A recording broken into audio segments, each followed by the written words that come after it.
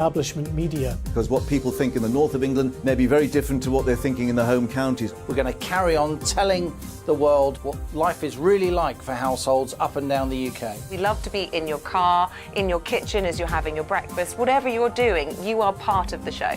If it matters to you, it matters to us. Britain's watching. Britain's watching. Britain's watching. We're proud to be GB News, the People's Channel, Britain's news channel. Monday to Thursday, 9 p.m. till 11 p.m. Join me, Dan Wootton. I'll bring you the sharpest takes and hottest debates. Do you not believe in prison? I don't believe in prison. I'm completely stunned. I guarantee you there'll be no spin, no bias, no censorship. I actually was personally quite offended by it. And no reason to go to bed. So I guess they've always been quite woke. That's Dan Wootton tonight on TV, radio and online. Monday to Thursday from 9 p.m. till 11 p.m. on GB News. The People's Channel, Britain's news channel. In a world of dull and predictable radio and TV shows. Oh, hi. On Mark Dolan tonight, we've got big guests. We drill into the big stories of the day. The show adds up to a brilliant listening and viewing experience. Mark Dolan Tonight is the most entertaining current affairs show ever, and that's a fact. That's Mark Dolan Tonight, Fridays from 8, Saturday and Sunday from 9. Only on GB News, the People's Channel, Britain's news channel. So Jubes and Kerr, we tackle the issues of the day with real robust debate, both sides of the fence, battling it out with me in the middle with my forthright opinions and views. And often really interesting things happen because you start with a position and then by the end of the debate you find actually, well, I might not have thought about that one. What we need in this country is 2 new political parties. You should maybe think about doing a 2024 calendar. I'm Michelle Dewberry and I'm keeping you company right through until 7 o'clock this evening. GB News, the People's Channel, Britain's watching. Westminster is going around in ever-decreasing circles, followed by the media. Britain is broken. How on earth did we get into this mess? But more importantly, how do we get out of it? Join me at 7 p.m, Mondays to Thursdays on Farage, here on GB News. We will have open, rational debate. We've got to work out how Britain moves forward from this. Join us here on GB News, the People's Channel. Britain is watching. You've probably seen politicians interviewed 1,000 times, but we do it differently. We find out who they really are, we don't shout, we chat, and hopefully we bring a bit of light, not just heat. Did you know Kate Moss? Apparently. Do you have a pair of jeans or a pair of jeans?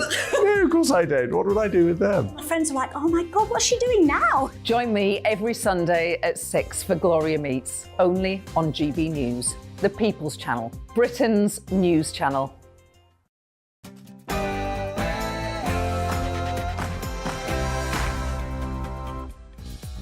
It's 9:30 a.m. on Tuesday, the 13th of June. This is To The Point on GB News with me, Andrew Pearce and Bev Turner.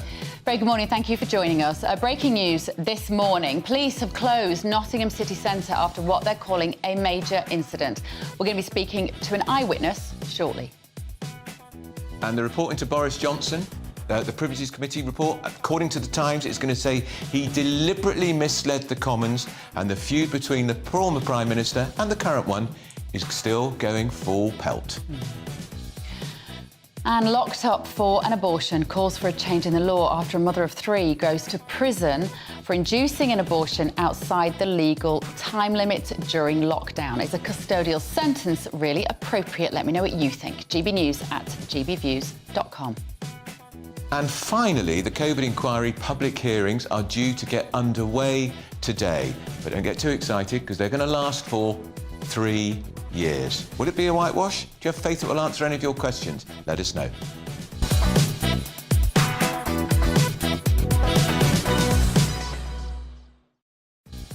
Lot to get through this morning. gbviews@gbnews.com is the email address, of course. But first of all, here is your morning's news.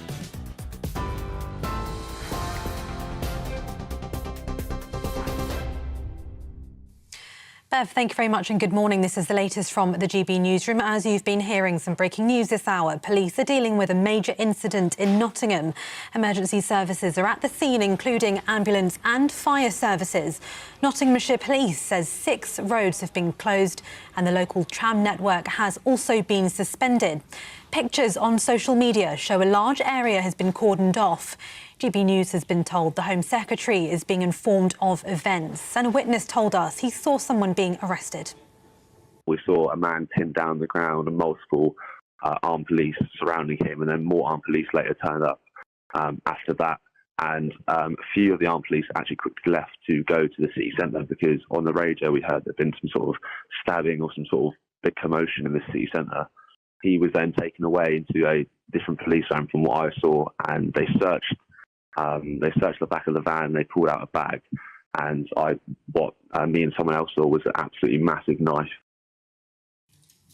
The COVID inquiry is due to begin later today, hearing its first day of evidence. A video sharing the experiences of some of those who suffered most during the pandemic will be played to the inquiry. The first stage will focus on whether the country was properly prepared. A solicitor representing the bereaved families for justice says today marks the end of a 2-year battle. The victims of a suspected double murder in Stoke-on-Trent have been named by police. 7-year-old Elizabeth John and her 11-year-old brother Ethan were found unresponsive with significant injuries in a home on Sunday. The schools of both children have paid tribute to them, describing them as kind, caring, with impeccable manners. A 49-year-old woman is in custody after being arrested on suspicion of murder. Now, the number of people in work has hit a record high. The jobless rate unexpectedly fell to 3.8% in the 3 months to April. The Office for National Statistics data also shows employment rose past its pre-pandemic level for the first time. Average weekly wages hit a post-COVID record too, but they're still down when taking inflation into account. And a British man has been detained in South Korea after climbing the world's 5th tallest building. More than 90 emergency service workers were sent to the 1,800-foot-tall Lot World Tower after a man was spotted scaling the building. George King Thompson was detained on the 72nd floor. Well, you can get more on all of those stories by visiting our website, gbnews.com. Now it's back to Andrew and Bev.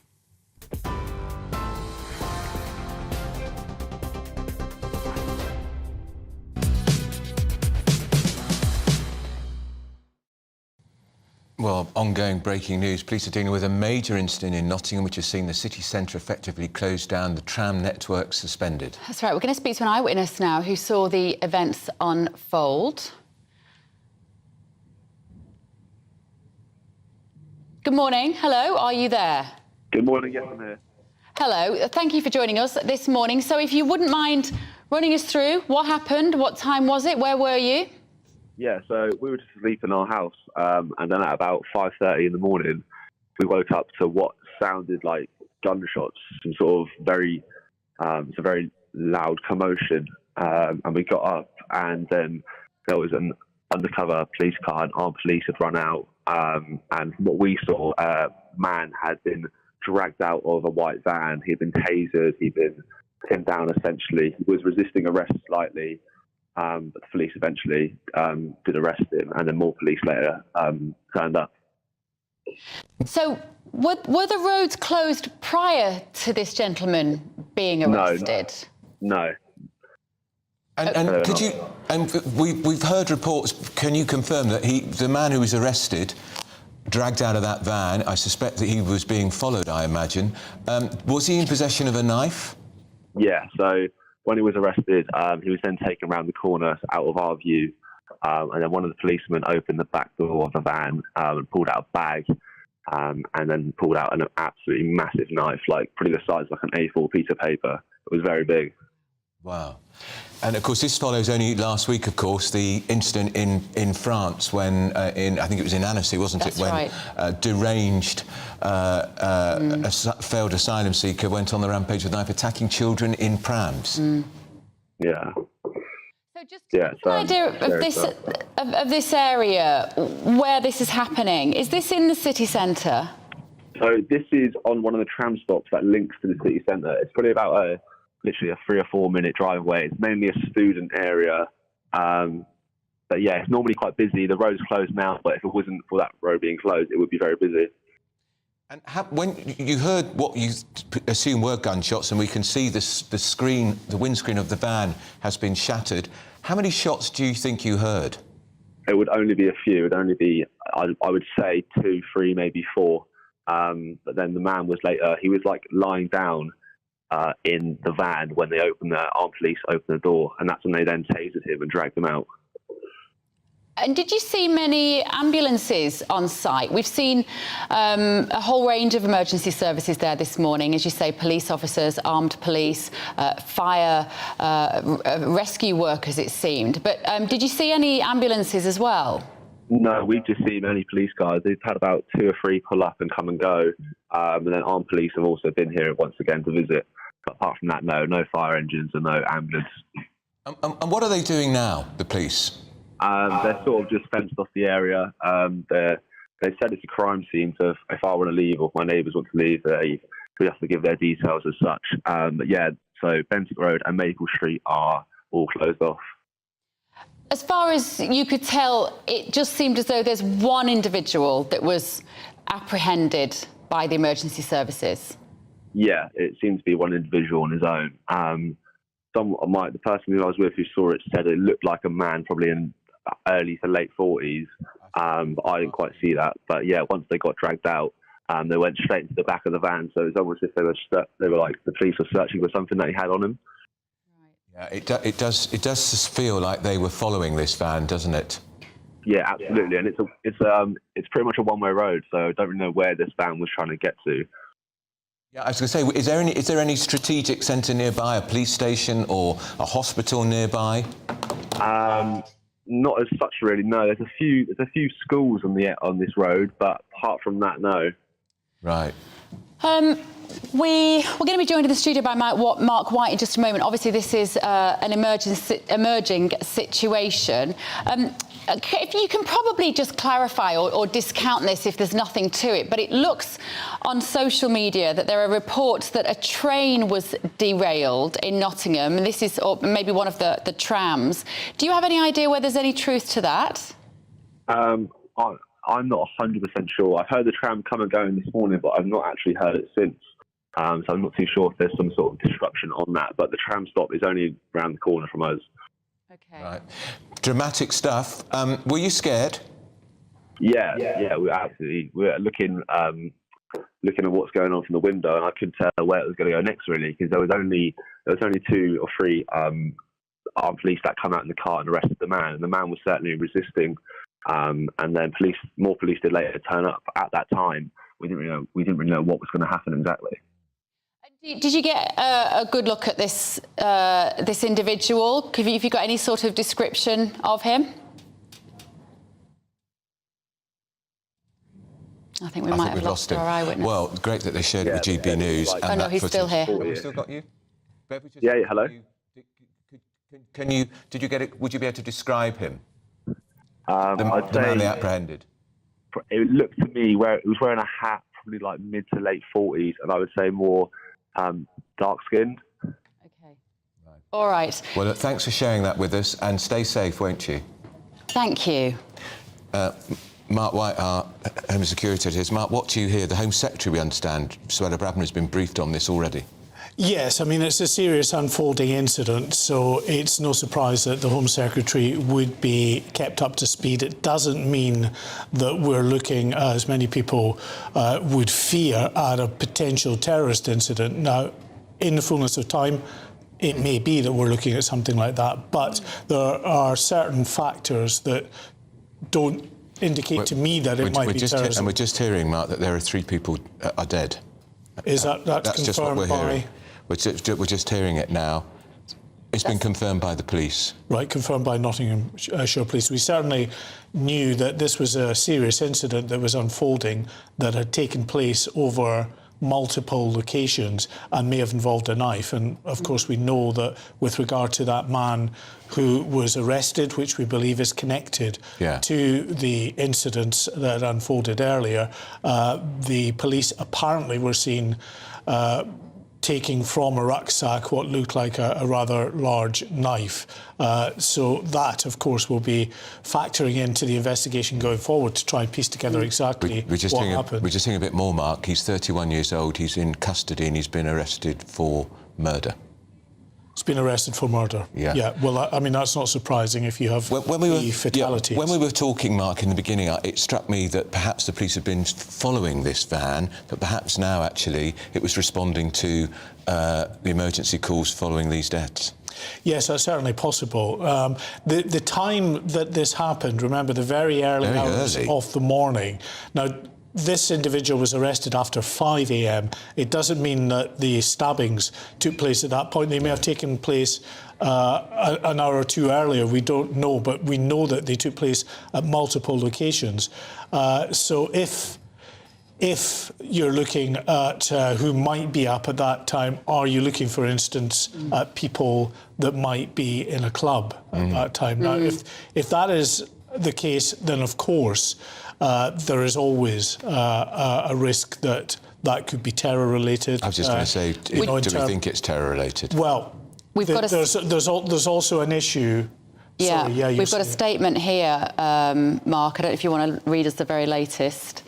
I think, actually, I've got access to it here. A man has been arrested on suspicion of murder after 3 people were killed in the city. Police were called to Ilkeston Road just after 4 a.m, where 2 people were found dead in the street. Officers were then called to another incident in Milton Street, where a van had attempted to run over 3 people. They are currently being treated in hospital. A man has also been found dead in Magdala Road. Police have arrested a 31-year-old man on suspicion of murder, and he remains in police custody. Chief Constable Kate Maynell has said this is a horrific and tragic incident which has claimed the lives of 3 people. We believe these 3 incidents are all linked, and we have a man in custody. The investigation is at its early stages, and a team of detectives is working to establish exactly what has happened. We ask the police to be patient, the public to be patient while inquiries continue. At this time, a number of roads in the city will remain closed as the investigation progresses. They then go on to list the roads in Nottingham which are closed. So if we could... I mean, that city's going to be shut down for a long time, isn't it, while this investigation continues? Yeah, you've got multiple scenes of crime. Yeah. So I think it absolutely sort of indicates the reports that we're getting, and it's worth reiterating that, you know, the police were called to reports that a van had attempted to run over some 3 people. That was in Milton Street in Nottingham. The other incidents that they were called to was in Ilkeston Road just after 4 a.m. So that confirms what we were talking about. The arrest was after 5:30, but the incidents were unfolding earlier than that, where 2 people were found dead in Ilkeston Road. And then that 3rd incident, a man also found dead in Magdala Road in Nottingham. Now, they're saying 3 people, it appears, stabbed to death, so that would account for those 3 and others that apparently there was an attempt to run them over in a van. Because our eyewitness was suggesting he heard the shots which stopped the van in its tracks at 5:30 in the morning, so that's some hour and a half after the first killings. Yes, and that wouldn't be unusual. Police responding to an incident, a series of incidents, they've got to, you know, the chances that the suspect is still on scene are probably slim. That suspect may have moved on to another location, as it seems has happened if we're talking about at least 3 scenes of crime here. So the police would have been looking and taking eyewitness statements, looking at CCTV cameras to see a vehicle in the area or a person answering the description of whoever their suspect was, and they've clearly caught up with them at a period, an hour or an hour and a half later. You know, it's a rampage. Like to somebody, you know, this guy that's been arrested, he was out to cause some serious damage. Well, there's no doubt that this incident itself was an incident that unfolded with it seems violent intent. Whether this individual who's in custody is the alleged attacker and what the motivation was, that will obviously have to be explored in the fullness of time. We've got to say that because you know, persons in custody, they're entitled to due process of law. If it is a terror attack, Mark, will this be the most serious on British soil for some time? Well, I mean, the thing with regard to a terror attack, I just want to insert a caveat. You know, this happened as we're hearing now, around about 4 a.m, maybe a tad earlier, that it began. So who's on the street at that time? Well, potentially people that are coming out of nightclubs, students and alike. It's a big student area. So yes, it's absolutely perfectly possible that someone who is, has a terrorist motivation is looking for effectively vulnerable people wandering the streets at that time of night, when it's perhaps easier to target them as well because the streets are less busy. The other issue that we should touch on is that, like many inner cities, Nottingham has its share of violent crime. And, we shouldn't discount that there may be, some kind of gang or revenge-related motive here. Not saying that, we don't have any information on that, but just as we talk about the, the very sinister and scary issue of terror, there's also the possibility, and there's a third possibility as well, that someone is disturbed for whatever other reason, and it may not be terrorist related, and they've decided to go off and enact that in a very violent way. How quickly will we know whether the police are working on the theory it's a terror attack? How quickly can they detect that? Because if this man's on a wanted list... Yeah, we should know fairly soon, because we're told the Home Secretary has been kept informed. It's a working day, so everybody is in. They'll be going into their offices.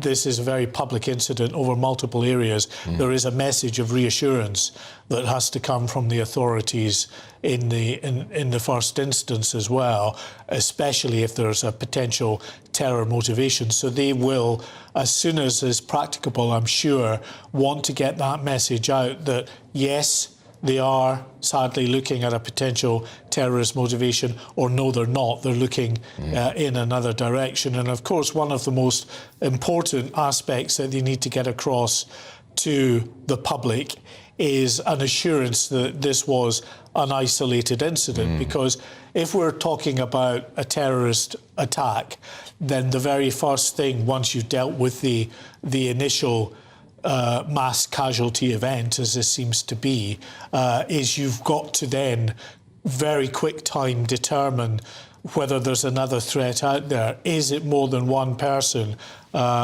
planning similar incidents? So, as I say, we're not at the stage of saying that this is or isn't a terrorist attack at this stage. And I say that I've highlighted the two other potential avenues of crime and a disturbed mind. For people who are just tuning in, Mark, give us a synopsis of what's been happening since the early hours of this morning. Yeah, well, this incident unfolded at least at 4 a.m, maybe sometime before. Police were called to one incident about a man behind a van, or at least a van, I should say. There's no indication of a man at this stage. A van that had attempted to run over 3 people. That was in Milton Street in Nottingham. And those people are in hospital, I think, are they? I don't think we know at this stage. Looking as to whether these people were able to jump out of the way or were injured in this. It just says, in terms of the police statement, attempting to run over 3 people. So it doesn't say that they actually run over 3 people. Let's see, maybe just a nuance, but we'll just see what the further updates are on that. Then in Ilkeston Road, that's just after 4 a.m, 2 people were found dead in the street. Also in Magdala Road, again, away from Ilkeston Road in Nottingham, another person, a man this time, they're describing this person as found dead in the street there. Highly unusual, isn't it, the timing of this, Mark? So early hours of the morning when most people are asleep. Yeah, I mean, clearly, in terms of what we've seen in the past, if we are going down the road of, perhaps fearing this might be a terror attack, terrorist attacks tend to happen in crowded places. That's what we've seen the pattern to be. They don't tend to target isolated pockets. So that's why you always get the messages coming out from the police and the other agencies saying, you know, beware of your surroundings in crowded places. Yeah. Crowded places, what are we talking about? We're talking about train stations, shopping centres, just busy streets, tourist hotspots, but also nightclubs. And just because it hasn't taken place at, say, you know, 8 or 9 o'clock at night at a nightclub doesn't mean it's not more sinister in terms of motivation. Well, it's hard to see how you get much more sinister than 3 people dead and others being, you know, potentially run over by a van. But in terms of what the actual motivation was, just because it didn't happen in a time of day where we would more normally associate with a terrorist attack doesn't mean it's not. It certainly sounds like this Ilkeston Road that you were talking about is very close to the university. University of Nottingham Jubilee campus, I think, is very nearby. And of course, as student areas have, there will be bars, there will be nightclubs, takeaways, all along that road. So it might sound, even though you think we're 4 o'clock in the morning, it will be very quiet. Of course, in student towns, those areas can be really busy at 4 o'clock in the morning. Well, and they will be, because we just know a student's life is never a sort of early to bed scenario, is it? They're often at. And this, of course, comes, Mark, just a few days actually after the terror attack in Annecy in France, when the lunatic went on a rampage with a knife, attacking children in prams. Yes, absolutely. But, you know, what we should add to that is, of course, at the time, everybody thought, well, that must be terror-related. We've been told so far they've not been able to find a terrorist motivation. It is leaning more towards a disturbed mind, some kind of vendetta-related attack. So it's just always worth inserting that caveat. As angry as that makes the audience, because it does, because, you know, they see incidents like this and they say this is typical, the mainstream media trying to cover up what is unfolding here. Nobody's trying to cover up. We're just trying to. We'll bring the news as we get it. Absolutely. As soon as we get confirmation that the authorities are treating, however it may look to us, and of course it does look, it just is reminiscent to me of what we saw on London Bridge back in 2017. A van, the very same size and colour of van, was used to plough people down on London Bridge before then, on that occasion, 3 attackers went into Borough Market and started stabbing anyone they came across. So, we are more than aware of how this looks. But just inserting, as always, just these caveats that, you know, there's a specific problem with violent crime in Nottingham, as there are in many city centres as well, that shouldn't be overlooked, and there's always that potential third scenario. Will the Cobra Committee meet about this, the Downing Street Emergency Security Committee? If it's gang-related, or it's related to someone who perhaps has an issue related to some kind of disturbed emotional state, Cobra's not going to meet. If they get an indication that this is potentially terrorist-related, then without a doubt, Cobra will meet. We'll also have another meeting and assessment from JTAC, which is the Joint Terrorism Analysis Centre. That's made up of officials from the security services and other agencies whose job it is really to try to determine what the current threat level should be set at. So at the moment, we've gone down to substantial, because you'll remember, of course, in 2017, the year where we had 5 terrorist attacks that actually got through, that the authorities were unable to stop before they happened. That terrorist threat level for a time went up to critical, which is the highest point on a 5-point scale, meaning another attack is imminent. Then went down to severe, and it was at severe for years, meaning an attack is highly likely. But just in the last year, it's gone down to substantial, meaning an attack is likely, but it's just that step further down. If you're just tuning in, huge parts of Nottingham city centre are closed this morning. The tram services are suspended. All tram services in Nottingham have been suspended, but NCT, which is the operator, buses, are apparently accepting tram tickets and passes. You're going to have to do a little bit of working out whether if you're off to work this morning in Nottingham. It's not going to be easy because of this unbreaking situation. Nottinghamshire Police have said in the last few moments, the Chief Constable, Kate Maynell, has said this is an horrific and tragic incident which has claimed the lives of 3 people. We believe these 3 incidents are all linked and we have a man in custody. The investigation is at its early stages and a team of detectives is working to establish exactly what has happened. At this time, a number of roads in the city will remain closed as this investigation progresses. You know what, there will be right now a lot of very anxious parents who have students at Nottingham University who are ringing and ringing and ringing. And teenagers and students, trust me, don't often get out of bed until lunchtime. You've got some anxious hours ahead of them for parents of people who are at Nottingham University. Get in touch with us here on the programme as well, gbviews@gbnews.com, if you can shed any light on this. I think one of the things I'd like to understand is what this area is like. Let us know if you are familiar with this area. What is happening there this morning? What have you seen? Mark, and the eyewitness was very dramatic when he said, woken up by the sound of gunshots. And we can see from the footage he supplied with us that the windscreen of the van has been shattered by the gunshots. He said he thought we heard 3 or 4 shots. Yes, now, that may be gunshots, it may equally be batons. What often happens is armed police, when they're trying to get control of a scene and to get effectively frighten the living daylights out of a suspect, get them to drop whatever they've got and get out of the vehicle, will often try to just, you know, clobber the window, smash the windscreen like that. It's shock and awe to get someone to comply.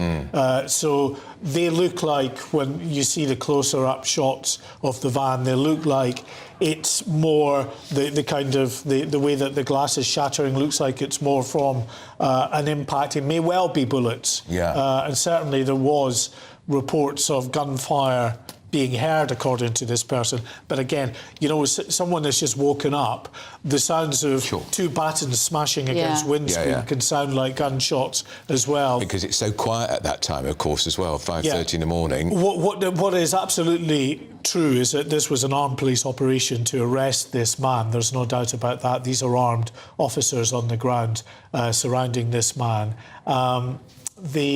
The incident itself, he was clearly followed to that location. The van was stopped. They've made the arrest. If shots were fired, if this person was injured, I would imagine that even at this early stage, Nottingham Police would probably have told us that shots had been fired. That maybe and actually, as we heard from our eyewitness before, he said he didn't see any ambulances at all on the scene. We presumed those were bullet marks in the windscreen of the van, but as you say, Mark, it might have been batons, baseball bats, because our understanding is that when this guy was pulled out of the van, he was tasered.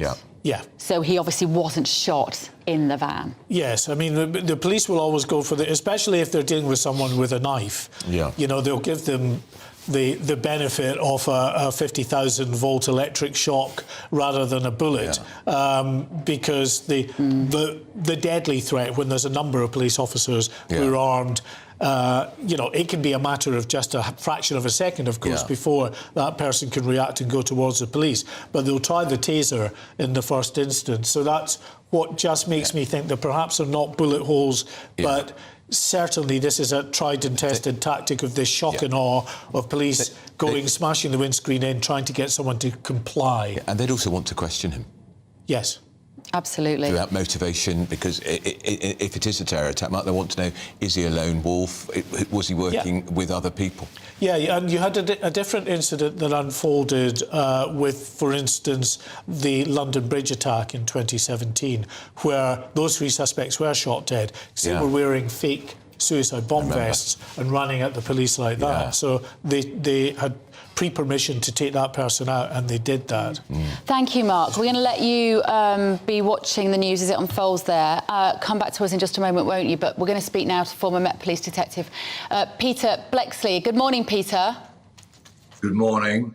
Good morning. So you've watched this picture unfold this morning through your very experienced eyes. What's your initial take, do you think, on what's been going on here? Well, first and foremost, I am one of those terrified parents because our youngest child is at university in Nottingham. And he was out last night with friends.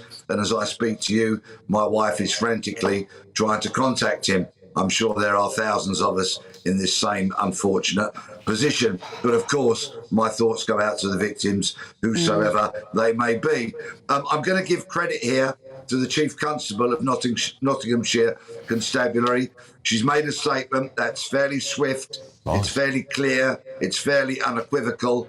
From reading her words, it would appear that the situation has been brought under control, but that it was, of course, utterly horrific. So, Peter, are you familiar with this area? I don't know how long your lad's been at uni there. Is he a first-year student?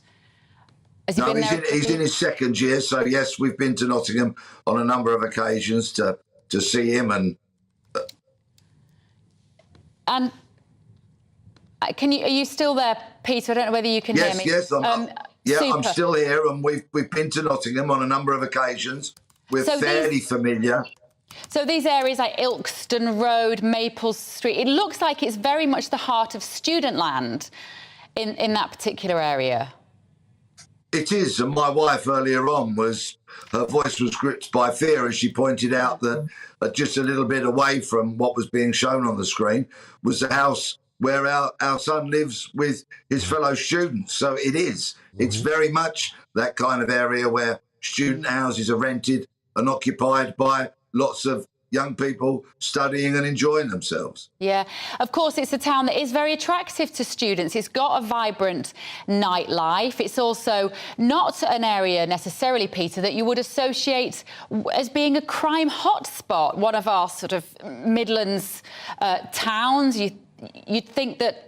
Do you know what, Peter? I'm so sorry to interrupt you. Listen, we hope you get some news from your son this morning. And let us know, Peter, hopefully when you get the good news, everything's fine. Yeah, keep us posted, won't you? Thank you very much for joining us. Will Hollis is joining us now. I believe, Will, that you are in Nottingham. Good morning. Loud and clear, Ben. Good morning, Will. Good morning. What can you tell us, Yes, Will? well, you can see the police presence behind me. If I just step to the side, we're in Nottingham city centre right now. This is one of many cordons that is in place in the city today. This particular one is Milton Street, but you've just been talking about Ilkeston Road, as well as various other roads that have been closed in and out of the city. The latest that we're hearing from police right now is that a 31-year-old man has been arrested on suspicion of murder after 3 people were found dead in the city. Now, this is very much a new statement. It just came out within the last 10 to 20 minutes after what's been quite a worrisome time for people living here in the city centre, with a lot of media attention as well as a lot of interest in what's been going on here. The very basics that we can talk about right now are that the 31-year-old man has been arrested on suspicion of murder. Just reading from this police statement, they've said that police were called to Ilkeston Road just after 4 a.m, where 2 people were found dead in the street. Officers were then called to another incident in Milton Street, that's where I'm standing right now, where a man had attempted to run over 3 people. They are currently being treated in hospital. A man has also been found dead in Magdala Road, which is another area where there is a police cordon right now. Just reading from the Chief Constable's statement, Kate Maynell, she said, this is a horrific, tragic incident which has claimed the lives of 3 people. We believe these incidents are all linked and we have a man in custody. This investigation is at its early stages and a team of detectives is working to establish exactly what happened. We ask the public to be patient while inquiries continue. At this time, a number of roads in the city will remain closed as the investigation progress, as this really is the heart of the city. This is actually one of the busiest roads leading in and out of the city. It's a road called Mansfield Road because it connects to possibly the biggest town just about 30 or so miles away from here, Mansfield. So lots of people use this route for the buses. They've been severely disrupted this morning, but of course the trams as well here in Nottingham. Nottingham Express Transit has said that there's been major disruption on the trams today because of this incident, because there are so many points of focus here today with this ongoing incident that police are describing as a serious incident. Will, we know he's 31. Do we know anything else about the man who's in custody? That's really all we're being told right now from police and official sources. There are, of course, videos and eyewitness statements, but right now what we're being told by the police is that a 31-year-old man has been arrested on suspicion of murder after 3 people were found dead in the city. And 3 fatalities, shocking news for people waking up to hear this, Will. Do we know anything about the victims? Unfortunately, no. This is still a very early investigation that detectives from Nottinghamshire Police are working on. There is a lot of media attention. There is a lot of interest from the public. You might even see them dotting around behind us. But as to what I've seen so far this morning, we don't know anything about the victims and we don't know anything about who might have committed these crimes. And are the streets still very quiet where you are, Will? Well, Nottingham is a bustling metropolitan city. It's a city of around 300,000 people or so. Lots of people live and work in the city. They also come in to the city from surrounding towns and neighbourhoods to come in here. This street would usually have lots of people going up back and forth. On my left-hand side is Nottingham's Victoria Centre. It used to be the train station many years ago. Lots of people that are watching might remember coming into Nottingham on the old train station. So this really is the heart of the city. Over on my right-hand side, for example, if you walked up the street for 5 minutes, you'd be at Nottingham Trent University, where 10,000, 20,000 students spend their time. As you mentioned earlier, speaking to your previous guest as well, this is the heart of student territory here in Nottingham. If you go a mile in any direction outside of where we are right now, you'll find student flats and you'll find lots of people that go about their business, enjoying Nottingham as a city, as well as enjoying the benefits of living in a student city. So it is very busy normally. I wouldn't say that it is a complete ghost town as such right now. If you maybe walked 20 to 30 metres to a part of the city where the routes are still open, buses are still finding their way in and out of the city, but it seems to be having a massive effect, and it's gaining major interest from the national media as well. Will, we've had Mark White in the studio earlier. We've often spoken to him about county lines, drug gang issues in various cities, particularly in London. Do you have any idea whether Nottingham has a similar sort of problem? Well, Nottingham is a Midland city. It is right at the heart of the country, so the police do pay particular attention to those forms of crime. They do have teams that work directly with young people here in the city and keep a close eye on what's going on with those sorts of things. But in relation to this incident in particular, they haven't made any sort of connection as to why this incident might have happened, but they have announced quite recently that 3 people have died in the city, and they have announced that a person has been arrested on suspicion of murder. Well, police say they were called after 4 a.m. where 2 people were found dead in the street. Then they were called to another incident a mile away where a van had attempted to run over 3 people. Now, those 3 people are currently being treated in hospital. Do we know anything about their condition? It's not something that the media has been told about officially by police right now. This is still very much an ongoing, active case. They say that in a police statement that the detectives are looking into this right now, and it is a serious incident that they're describing, but it is still very much the developing stages. So while there'll be lots of media interest from the public, I imagine Nottinghamshire Police will be asking people to give them the space to find out exactly what has happened here. OK, if you're listening on the radio, we're taking it for granted because we've been looking at this footage all morning, but if you are tuning in your car or your kitchen, what we're looking at here is some rather clear but handheld phone footage, of course, from a mobile phone. It looks like it's taken from an upstairs window, looking down onto the road. The scaffolding, which slightly obscures the view of what is happening, but there are clearly 2 police officers holding somebody on the ground. A third police officer moves in and out of shot, and we believe this is the van that the gentleman was dragged out of. I use that word, probably a more appropriate one. Was dragged out of. There are 2 quite clear signs of impact on the windscreen of the van, where we thought initially maybe they were bullet marks because there were definitely armed police on the scene, but we're now, having discussed it with Mark White, we wonder whether they were more baseball bat or batons, effectively, Andrew. Yeah, exactly. Let's bring Peter Blexley back in here. Peter, you're still with us, I think, former Met Police detective. Yes, I am. Peter, seeing those police officers going for that man, he could have still been carrying that knife. It just shows what a fearless job police officers do for us all the time. There are 3 things you need to be a competent police officer. Top of that list is courage. And clearly those officers there are displaying courage, the like of which I guess we're probably very grateful we don't have to go out onto the streets and tackle these sorts of people. I'm certainly very glad that my arresting people days are long behind me.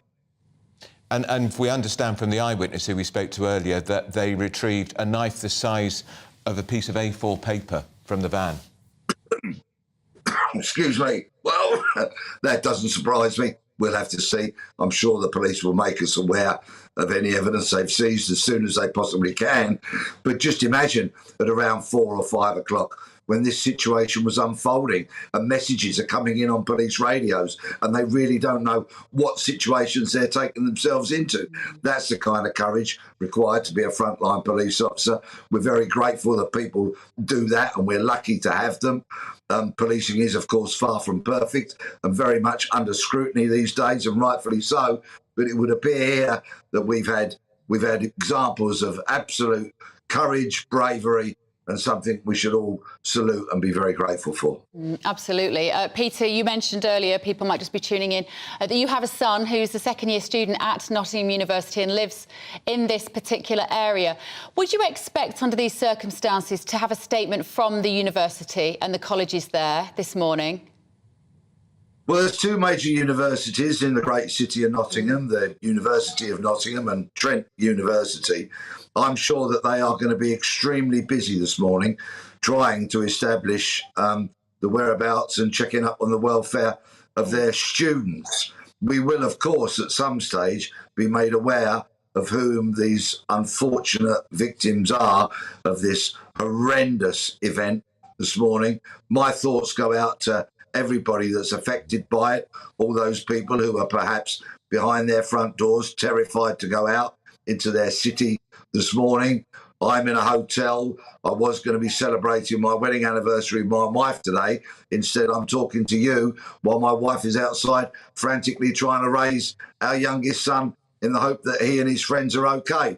But of course, tragically, some lives will have been absolutely devastated by these events. We so often talk about the numbers of people killed. Well, I always think about the people behind those numbers, the loved ones, the parents, the children, the siblings, the friends, the neighbours, all those lives that are tragically affected forever by things like this. And quite frankly, some people just never get over it, as people might clumsily say. They learn to live with the trauma, live with the loss, just simply so they can put one foot in front of the other for the rest of their lives. Yeah. And Peter, that experience that you're going through and your wife is going through is sadly going to be an experience for thousands of other families because, as you point out, there's, 10, 20,000 students in Nottingham.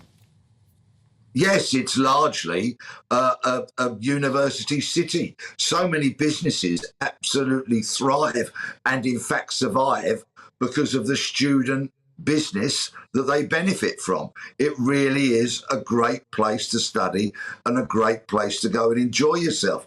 Hence, our son chose it, and he had many offers and many opportunities to go elsewhere. He made a wise decision. We've seen how much he and his friends have enjoyed themselves in this great city. And I'm sure that when the police investigation has been completed, when life gently and eventually goes back to normal, that it will once again be a great place to study.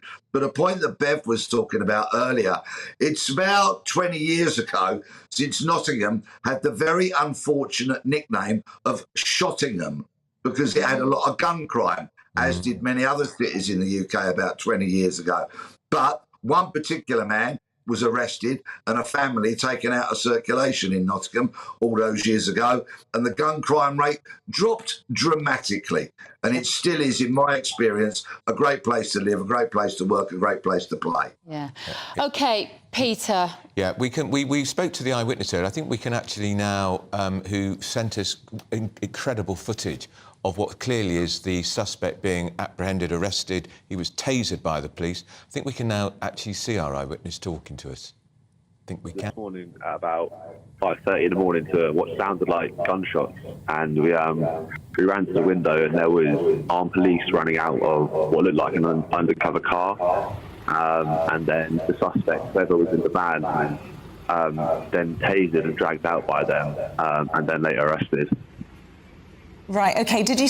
We understood that shots had been heard towards the van. Is that what you heard, or what was the incident? Yeah, so that's what initially woke us up. We didn't actually see any gunshots or anything, but it certainly sounded like them, and the glass was all smashed in the van. So that was an eyewitness who spoke exclusively to GB News on breakfast this morning. Sent the video that we're seeing here. As he said, he lived in this particular area. This is obviously his bedroom. It was crack of dawn, of course, when this was unfolding.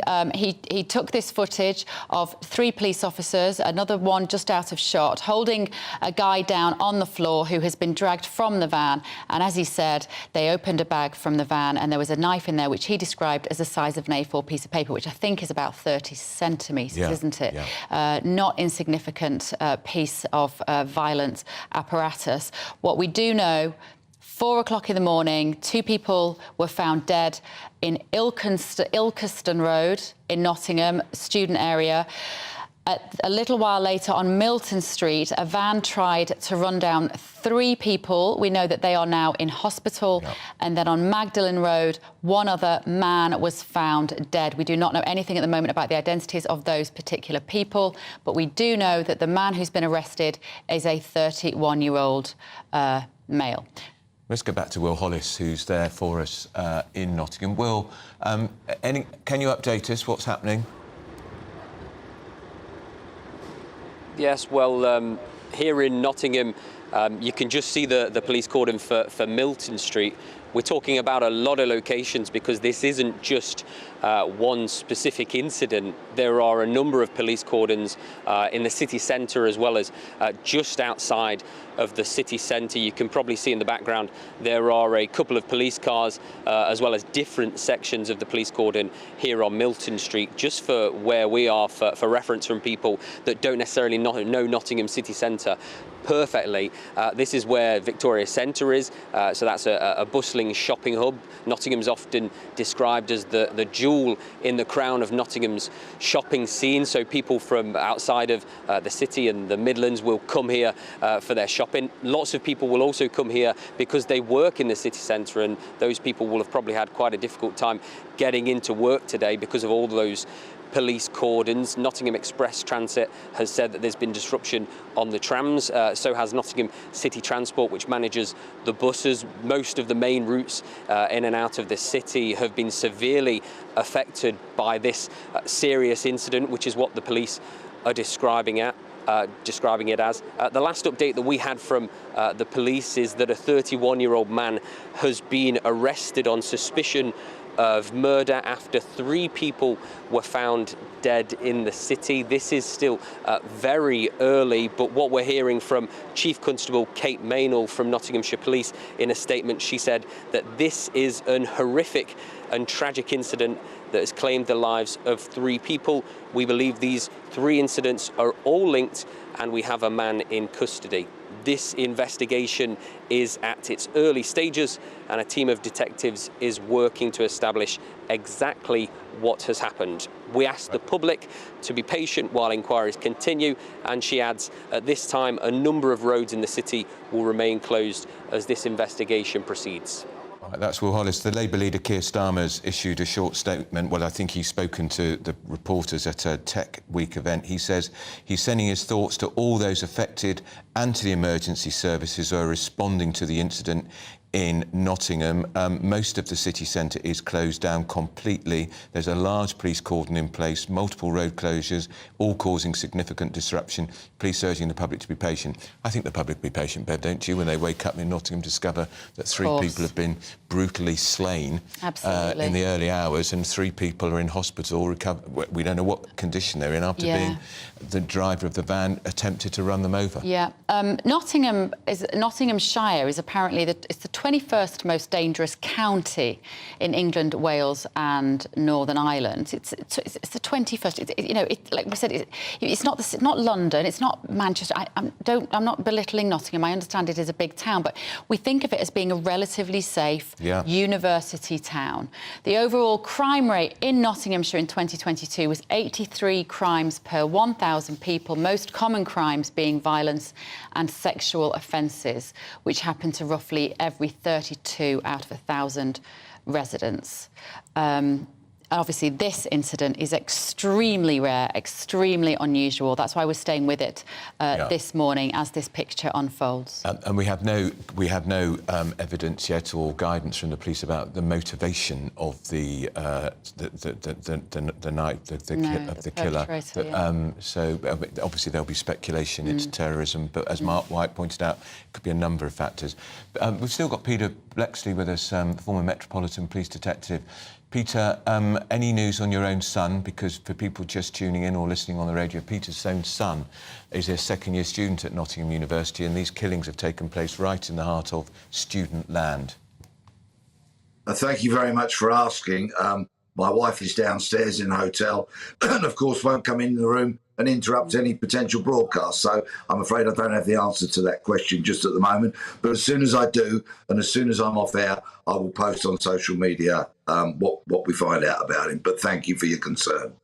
It's every parent's nightmare. They're waking up to hear this, Peter, because there are so many students in Nottingham. These attacks did take place in student land, and so many other parents are going to be making those calls that your wife's making right now. And as we know, a lot of students, they lie in a bit in the morning.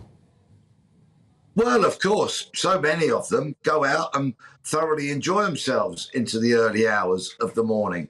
And it's really not uncommon for students to be coming home at 4, 5 o'clock in the morning. And to my huge embarrassment, I've done that in the company of my student son and his friends before now. And is it the kind of city when you are coming out from the pub a bit late, Peter? Do you feel safe there? Well, I commented one time some months ago that I was surprised that as we all spilled out of the club, there wasn't any sign of any police officers there. And then a couple of months later, one of my son's friends, unfortunately, was assaulted, was punched quite viciously in the face a number of times. But by and large, the experience of my son and his friends has been an overwhelmingly positive one in the city. And let's face the uncomfortable truth that people get punched in the face in every city, town, village and hamlet in the land, virtually. Yeah. Yes, of course they do. Of course they do. If you're a parent, I am of a teenage boy, it's you have your heart in your mouth every time they go out for the evening, don't you, that it's all going to end badly. If you're just joining us this morning, the day ended badly, has so far for the parents. So we don't know. 2 people dead in the street at 4 a.m. It seems as though that was the first incident that triggered the police response. Then a van tried to run down 3 people on Milton Street in Nottingham, and then another man found dead in Magdala Road. This is what we know so far this morning. It is very much an unfolding situation. We've had statements from Kate Minell, the chief police officer in the area. And you were saying earlier, Peter, that you think that she's handled this initial response extremely well. Yeah, well, I think that statement that came out fairly swiftly was very good. There's a lot of clarity in there for it, for somebody like me that comes from a policing background. She talked about the incident, the loss of lives, and somebody in custody. So in essence, she was saying this incident is over as we see it. There was no talk of a live, ongoing incident. It's gone from incident to investigation. So hopefully and thankfully, with that arrest of that person, then the people are no longer at risk. Right, Peter, that's Peter Blexley. Peter's going to stay with us while this ongoing incident continues. The police investigating. Man in custody, 31-year-old man in custody. 3 people dead in Nottingham. 3 people in hospital after being struck by a white van, which we've got this great footage of, which is given exclusively to GB News. And I think we can speak now to our eyewitness. That's right. So I believe this is the gentleman who filmed this footage, Kane Brady. Kane, I think we can actually speak to you. You've been very kindly talking to us on the phone this morning. Am I right in saying this is the footage that you filmed earlier? Yeah, this is essentially what we woke up to. Some loud, large commotion, heard loads of bangs. And then woke up and we saw a man being dragged out of a van. We saw him getting tasered. We saw the police pinning him down as well. It was quite a scary thing to wake up to so early on in the morning. What was your first thought when you saw that happening? I had not a clue. I didn't really know where it was going to go because there was only a few policemen that were there at the scene. I know they called for backup straight away. And the man was resisting arrest, so I didn't know what was going to happen. I didn't know if that was the end of it, if it was ongoing or what. And Kane, you saw the knife. They retrieved a knife from the van. You told us earlier it was the size of A4 paper. Yeah, I'm looking at now. It was even bigger than that. It was a massive knife. The blade was huge. And me and someone else, when we saw the knife, both looked at each other straight away and were like, "Oh my God, what the hell?" Are you a student at the uni, Kane? Yeah, so I'm a student at the uni. Where we live is mostly a student area. So when we saw that, just absolute shock. Yeah. And Kane, would it be how unusual would it be for students to be perhaps going home at 4 o'clock in the morning? Yeah, not too unusual. As I said earlier, we know a few people that are out last night, just making sure they're okay and everything. Yeah, not unusual at all. There was a few events on yesterday, so a lot of people would have been out last night. Of course, it was a lovely sunny evening. Yeah. When you've only got to get up for lectures the next morning, obviously your evening can go on and on, can't it? Has there been any statement from the university or any emails out to the pupils, the students this morning? Not that I've seen, no, but I know the University of Nottingham have got their graduation ball tonight, so whether that will still go ahead, I'm not too sure, but I've not heard anything directly, no. Gosh, and that's a huge event, isn't it? Such an important event for students, the graduation ball. Yeah, exactly. I was thinking, a few of my housemates don't know whether it'll still go ahead or what. Yeah. And yeah, Kane, sad to see. just remind me, because it always takes me by surprise how short the student university term is. Have most students finished lectures now? Will some of them already have gone home? Yeah, so quite a few students would have gone home. University of Nottingham will finish a bit later, so it'll be more of them will be in the city. So it wouldn't be as full as it normally would be. But as I said last night, there was a few events on yesterday. So there would have still been a lot of students out. And at the moment, we don't know. Anybody tuning in, we just want to put, parents' minds at rest. We don't know that these are students who are the victims of this deranged maniac. We don't know that. It's just speculation, I guess, because of the area of the attacks. Tell me about Ilkeston Road, Kane, if you're familiar with that. That's the first place where 2 people were found dead in the street at 4 a.m. Is that a place that has plenty of bars, pubs, etc. on it? Yeah, it does have a few, but it'll be more houses. It was where someone I know, it was their house in last year was on the end of their road. That road was, so right. There'll be quite a lot of students living there. So I'm not saying it is, but it will be like maybe people walking home. I'm not 100% sure. Yeah. Of course, there's also a lot of international students in Nottingham too, Kane. I think I'm just looking. I think there's around 13,000 of them from all around the world coming to Nottingham University. So this is going to be all sorts of headaches for families living overseas, worrying about their student children in Nottingham. Yeah, no, 100%. Nottingham, you see many people from many different walks of life, so it's quite scary that something like this could be anyone. Yep.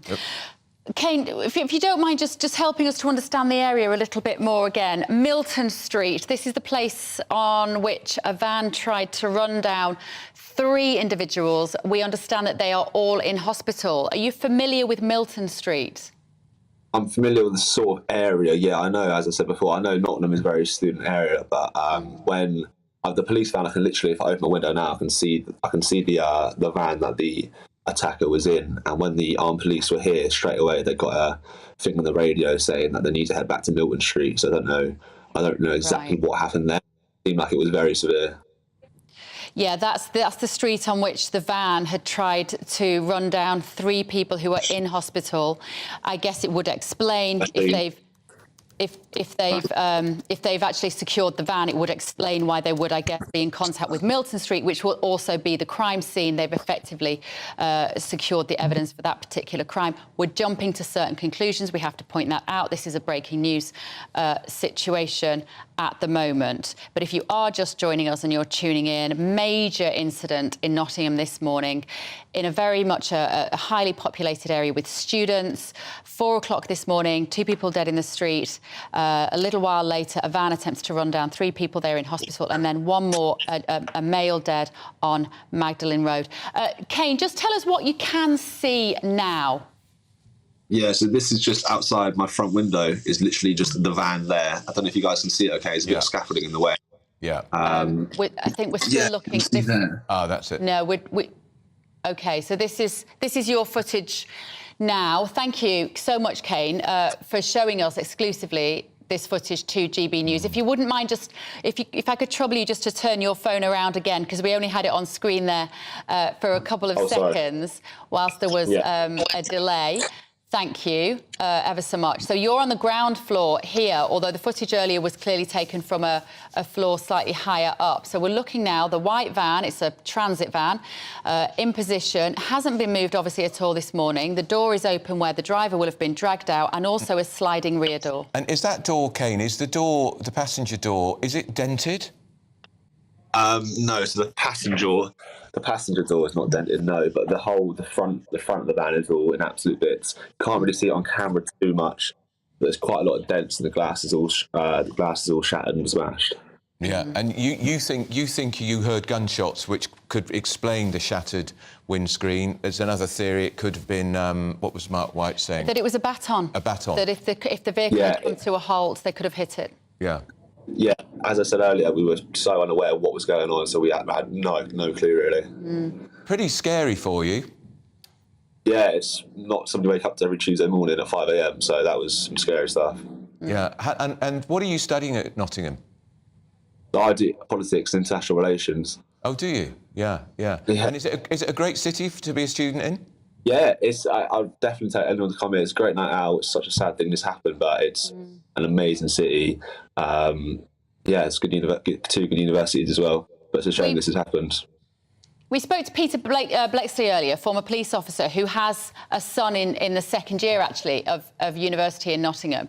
And he was saying that when he's been out there, it does feel generally fairly safe. But he said that he was struck by the fact that when he'd come out of a nightclub with his son and his mates, that there were no police officers to be seen. Do you see many police on the streets when you're coming out of clubs and bars? You do, but only in the city centre, really. Apart from literally like Market Square, that sort of area, there's not. You don't really see them walking past on the streets or anything. But in the city centre, yes, you do. But on places like Ilkeston Road, where I know the van was at one point, there wouldn't be much police around there. Right, OK. So people who are just joining in, Kane, you've brought us this exclusive since first thing this morning. Just remind us again what happened, if you don't mind, when you woke up this morning, and what did you see? Yeah, so we woke up to shouts of armed police, and what I said earlier, sounded like some very loud commotion, sounded like gunshots. Honestly, it was that loud. We looked out the bedroom window and I saw tasers. I saw a man being dragged out, pinned to the floor. I saw him getting arrested. He was trying to resist. I then later saw, when they opened the van, I saw a large knife being pulled out. And then straight away, that's when the police then closed off both roads, both Maple Street and Bentinck Road. Right. Fascinating. I'm just seeing a statement now from the East Midlands Ambulance Service, because, of course, they've taken 3 people to hospital who were struck by the van, saying it's too early to comment on casualties or the exact nature of the incident. So it's all still, it's ongoing, up in the air. It really is. Kane, I'm interested to see that the van is sat there just outside of your window now. It isn't cordoned off as such, is it? Are there many police or any detectives milling around at the moment? Yeah, there's a few walking about. So one of my housemates just opened the door and the police just said, go back inside. And then my neighbour went to work this morning, because when this all happened, we actually went back to bed, didn't think too much of it. And then I saw it on the news, and that's when we come downstairs and the police said, like, it's officially a crime scene, and anyone who has to go to work or whatever, they're taking everyone's details. So you're going to stay. You're not going to go to your tutorials today. You're going to stay at home. Well, I've finished now, so I've got the privilege of being able to stay in the house. Right. Yeah. Were you meant to be at the graduation ball tonight? No, so I wasn't, but one of my housemates and then the rest of her mates were meant to be, but they just don't know what's going to happen now. Yeah. But that's interesting. So the police are not letting you out of your house. We're looking at live pictures now, Kane. I don't know whether you can see these images. This is the city centre in Nottingham. The road's still closed. Yeah. It looks like this is Ilkeston Road. So this is the site where 2 people were found dead in the street at 4 o'clock in the morning. We can see there is some traffic at the end of that particular road, but it looks like there's some debris, in fact, in the middle of the road. If you know this area a bit, Kane, can you give us an idea of what buildings, what establishments, retail outlets, cafes, restaurants, bars there might be around there? Yeah, I mean, there's a range of different things. Obviously, it's like a university student area, so it would be very busy. Even in the early hours in the morning, you would get people walking around. I know there's a few shops. There's the odd bar near there, but it's more like shops and gyms and stuff like that that would be there. It's a bit further out of the city, so as I said, it would be people walking home. But yeah, I mean, it doesn't surprise me there's debris because the van is dented to pieces, so the van must have hit something. Yeah, and the clubs. What time? Even midweek, Kane. What time are the clubs chucking people out? Is it as late as 3? Yeah, it would still be late. It would still be like 2 or 3, probably 2 a.m. I'd say. But then people would get food after. They'd maybe go to an after party or something, and then they'd walk back. It wouldn't necessarily be the clubs closed. That's the end of the night. How extraordinary. I mean, we've sort of been speculating, I guess. I was speculating, Andrew, I don't know about you, that maybe the people at 4 a.m. who were found dead at Ilkeston Road had been stabbed. But looking at this scene now on the road, there is clearly debris on the road of white plastic, perhaps. You've just told us, Kane, that the front of the van that you're sat looking at is actually damaged. We're speculating, but it would look perhaps as though the 2 people who were found dead in the street, that was the police's words, were also hit by this vehicle. The police have cordoned off. There's tape on either sides of the debris on the road. In fact, that looks like the paramedics sort of equipment that's on the side of the road there. Somebody clearly has been, they've tried to treat somebody at the roadside. And there are cordons which run across the road, so effectively horizontally across the road to keep that area protected, clear. We're just getting a tweet now from the Prime Minister who says, Rishi Sunak, just 2 minutes ago, says he wants to thank the police and emergency services for their ongoing response to the shocking incident in Nottingham this morning. I'm being kept updated on developments. The police must be given the time to undertake their work. My thoughts are those with injured and with the families and loved ones of those who've lost their lives. The nightmare, of course, for families. 3 people dead, 3 people in hospital. I think we can now go to Danny Shaw, who is the police commentator. Danny, morning. Good morning, Andrew. Good morning. What? Just give us your view of what we've heard and seen so far. Well, it goes without saying, it's an incredibly serious incident, very, very troubling. absolute tragedy for those who've lost their lives and for the families and relatives of those who are injured. I think we need to be careful not to jump to conclusions. I think it's really important. It appears that the situation is under control. Nottinghamshire police have told us that, the suspect is in custody on suspicion of murder. People are being treated in hospital. It looks like, from what we're seeing at the moment, that there's no sort of wider threat at the moment. I think the priority for the investigators will be to establish what was the motive for this attack and what is the background of the suspect in custody. That will be, uppermost in their minds. Is this person linked to any organisation? Is it terrorism related? That is not a call that Nottinghamshire police will make. Only the UK counter-terrorism coordinator can actually make that call as to whether this is a terrorism incident. And until that point, and that could take some time, I think we have to be careful about speculating as to motives and intentions and so on. But that will clearly be something that investigators will have to ascertain as a priority, because always is the concern, is the worry that this individual might be part of a wider group or a wider network, coordinated attacks, something else going on. So that's the first thing to establish, first of all, that they've contained the incident and that there's no wider threat, there's no link to any other group. Explain that in a little bit more detail. So you say it's not for Nottinghamshire police, who are obviously on the scene and have apprehended and have got this man in custody. It's who would decide whether it is a terror attack? That would be a very senior officer called Tim Jakes, who I think, forgive me if I don't have the correct title, but I think he's something like the coordinator, the UK coordinator for counter-terrorism across the country.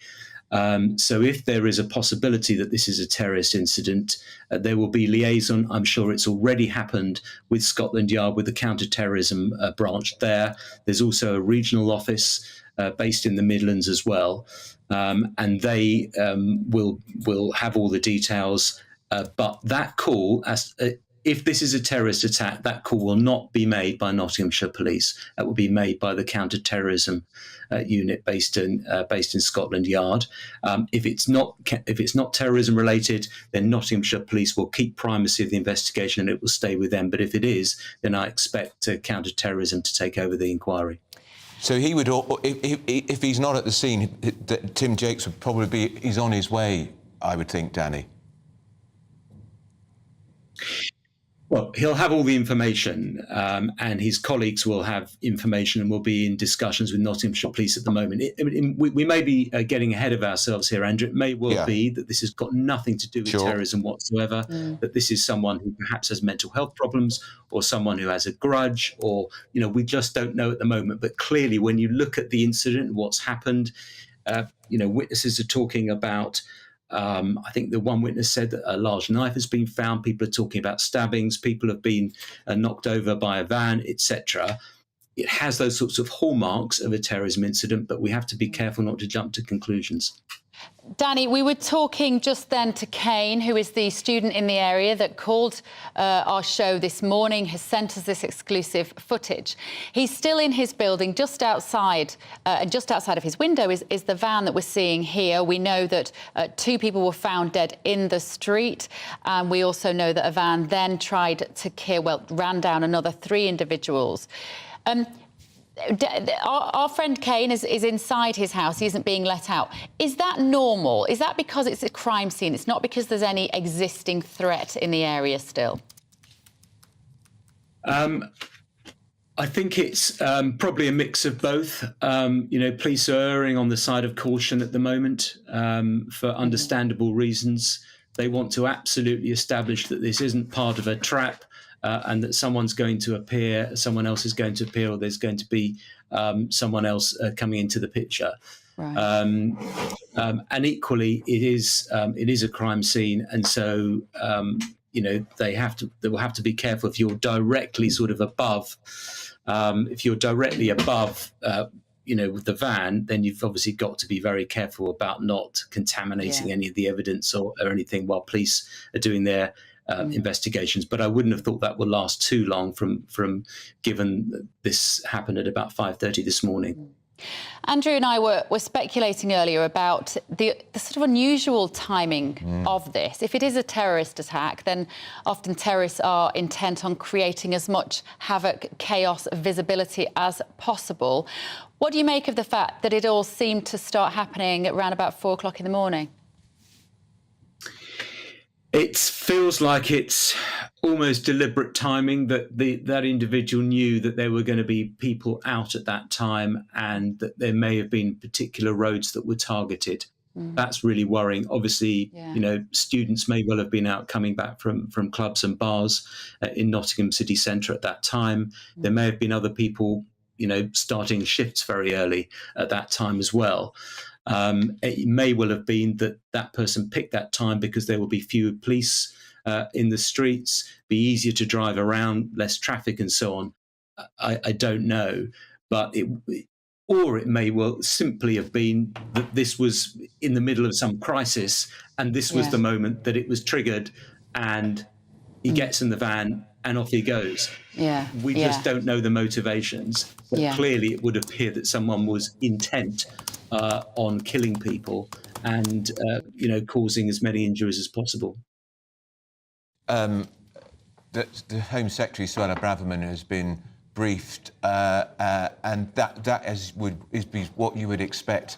There would be some political input here.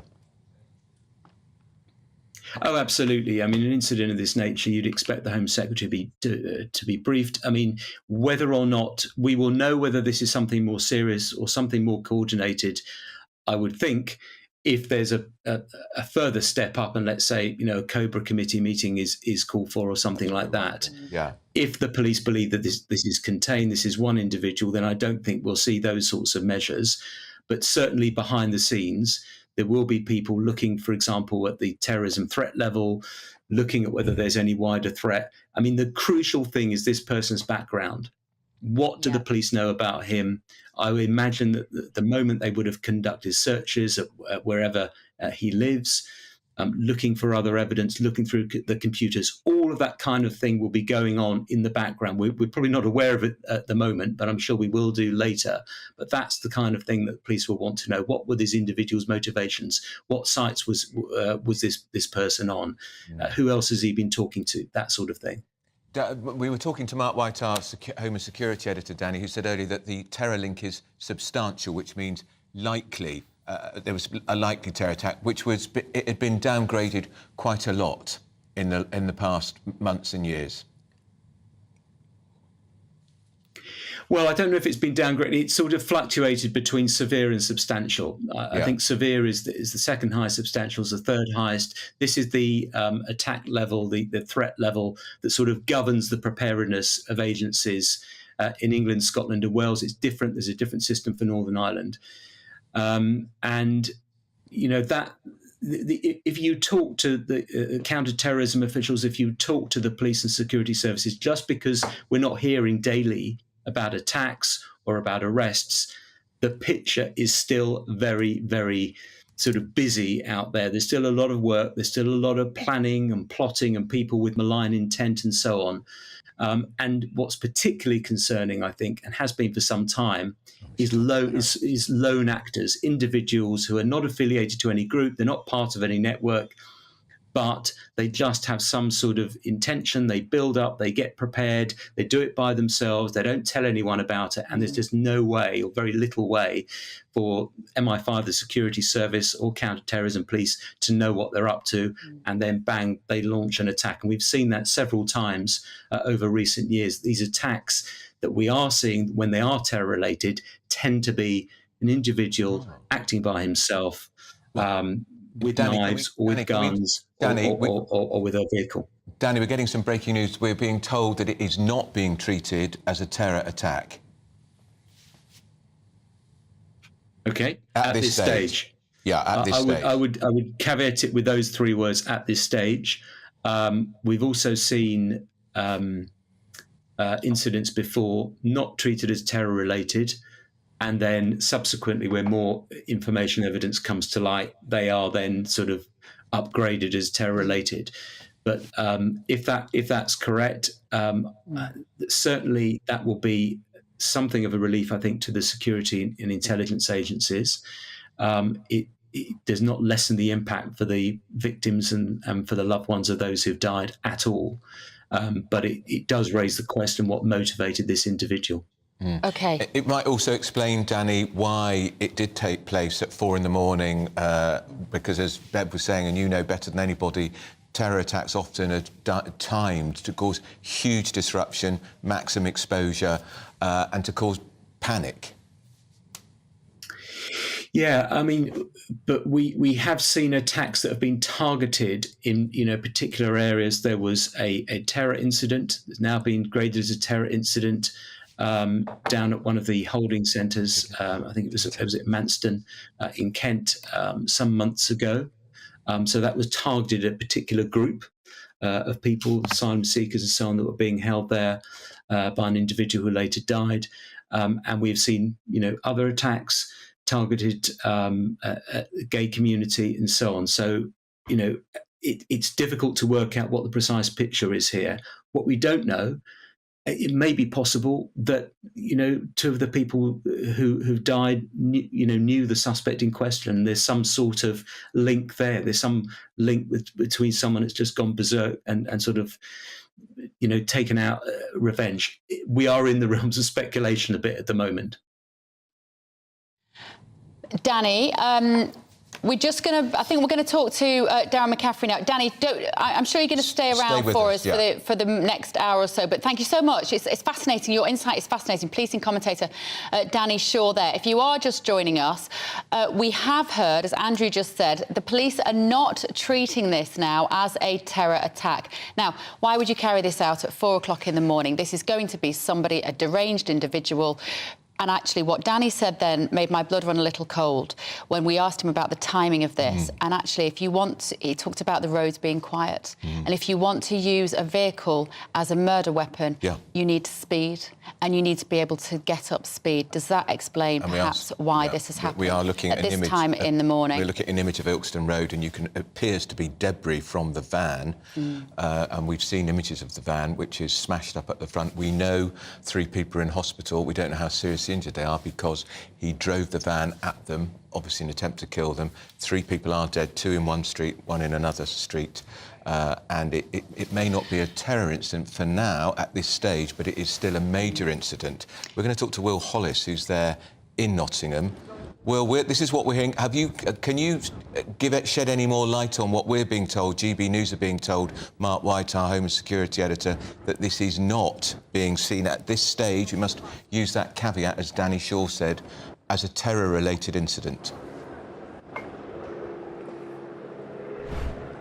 Yes, well, police right now have referring to this as a major incident.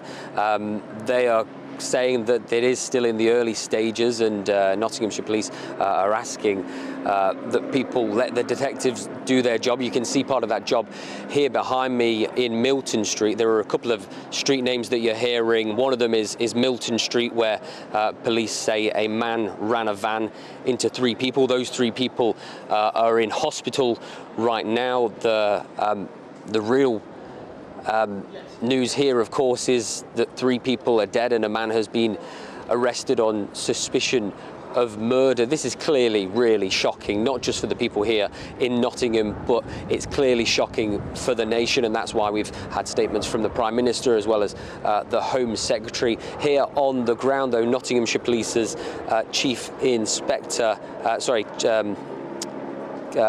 Constable Kate Maynell has referred to this as a horrific incident.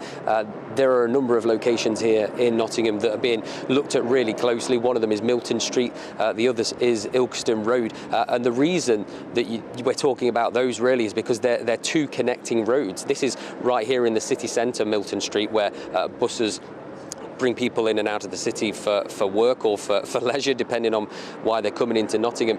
But Ilkeston Road forks off of Mansfield Road, which connects to Milton Street. So this area is essentially one long road, so you can understand why there's such a tension on these number of roads here in the city centre. The disruption we're talking about in Nottingham today is significant. The local tram service, which Nottingham heralds as a fantastic part of the city, is completely suspended in and out of the city. So we know that it really disrupted the way that people were getting in and out of the city. Will, I'm sorry to interrupt you, Will.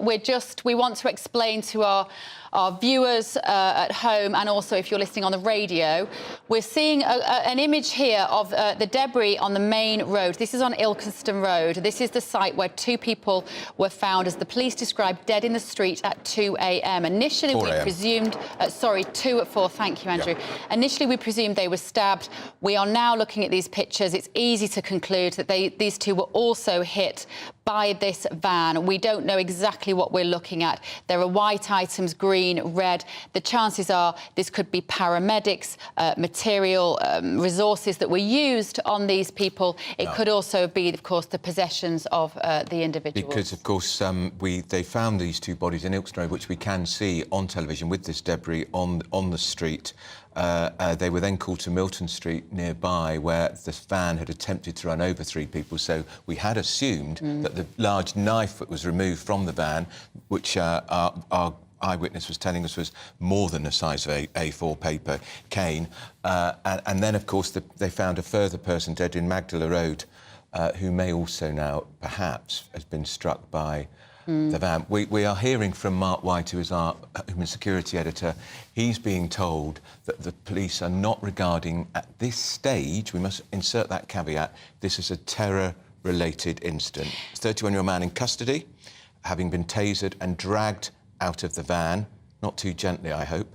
And in which case, if it isn't a terrorist attack, then it does have echoes of the attack in Annecy last week, in which those 3-year-olds were stabbed at a playground. What did that turn out to be? That turned out to be a man, a failed asylum seeker with clear mental health problems, however you want to describe that, who went on a rampage after divorcing from his wife, not having custody of his children. Life had taken a turn, and he enacted it in the most horrific way on all of those innocent people.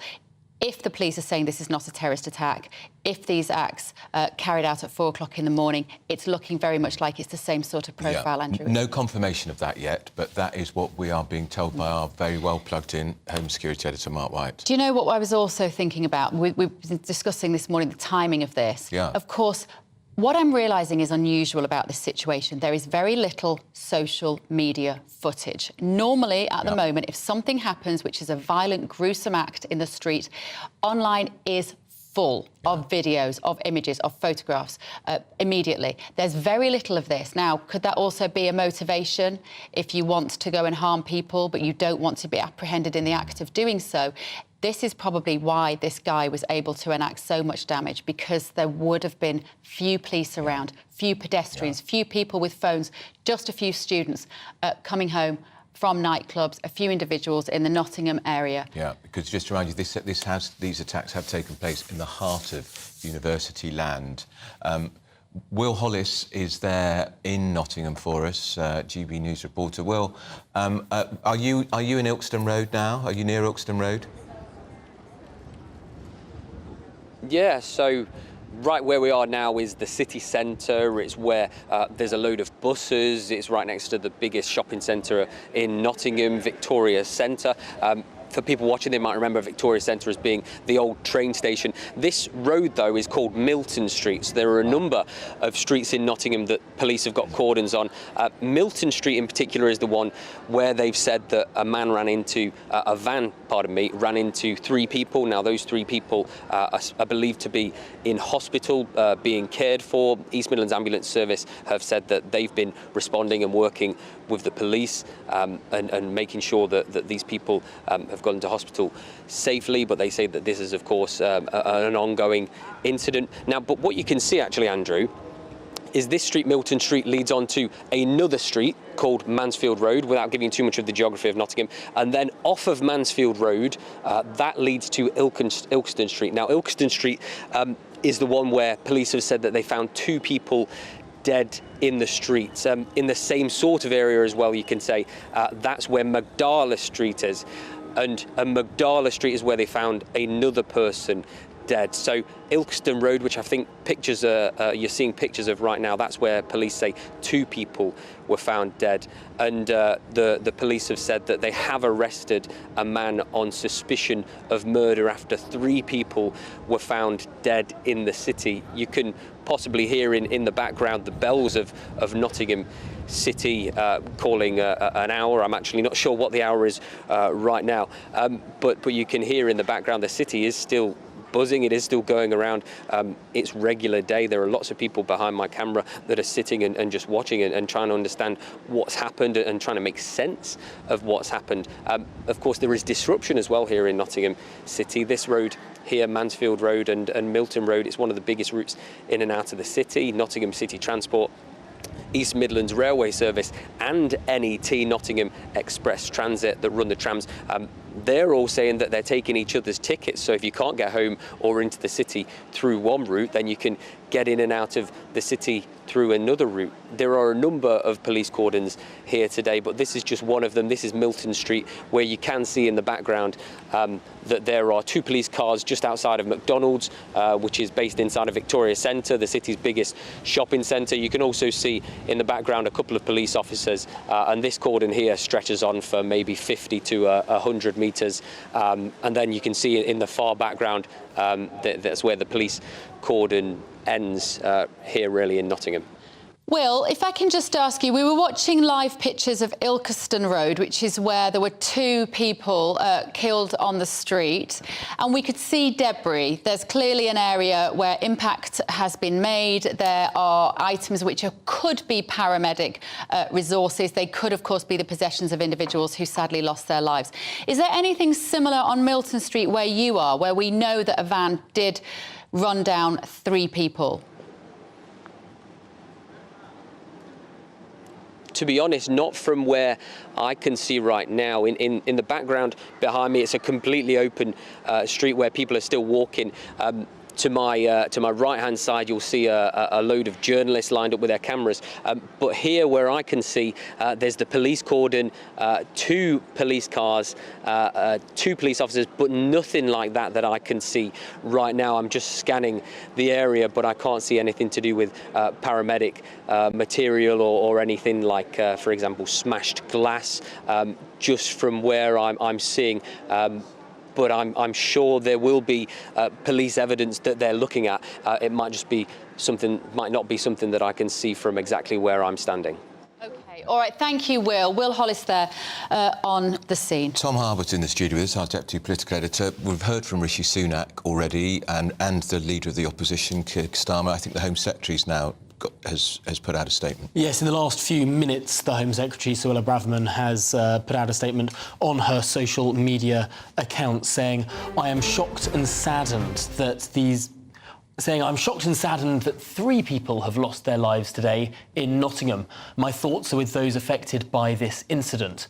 I've spoken to Nottinghamshire Police Chief Constable and am receiving their regular updates. I'm thankful to the emergency services for their response. So again, the Home Secretary just telling us there that she is in constant communication with the security authorities, services, and indeed the police. But ultimately, we're not getting that deeper level of understanding, that deeper level of information at this stage in the investigation. Mark, well, you know, our Home Security Editor, he's been told by his sources, which you know are excellent, that the police at this stage are not regarding it as a terror attack. Now, that won't mitigate it for the families of the people who've lost their lives and are injured, but it will be a relief that if it isn't a terror attack.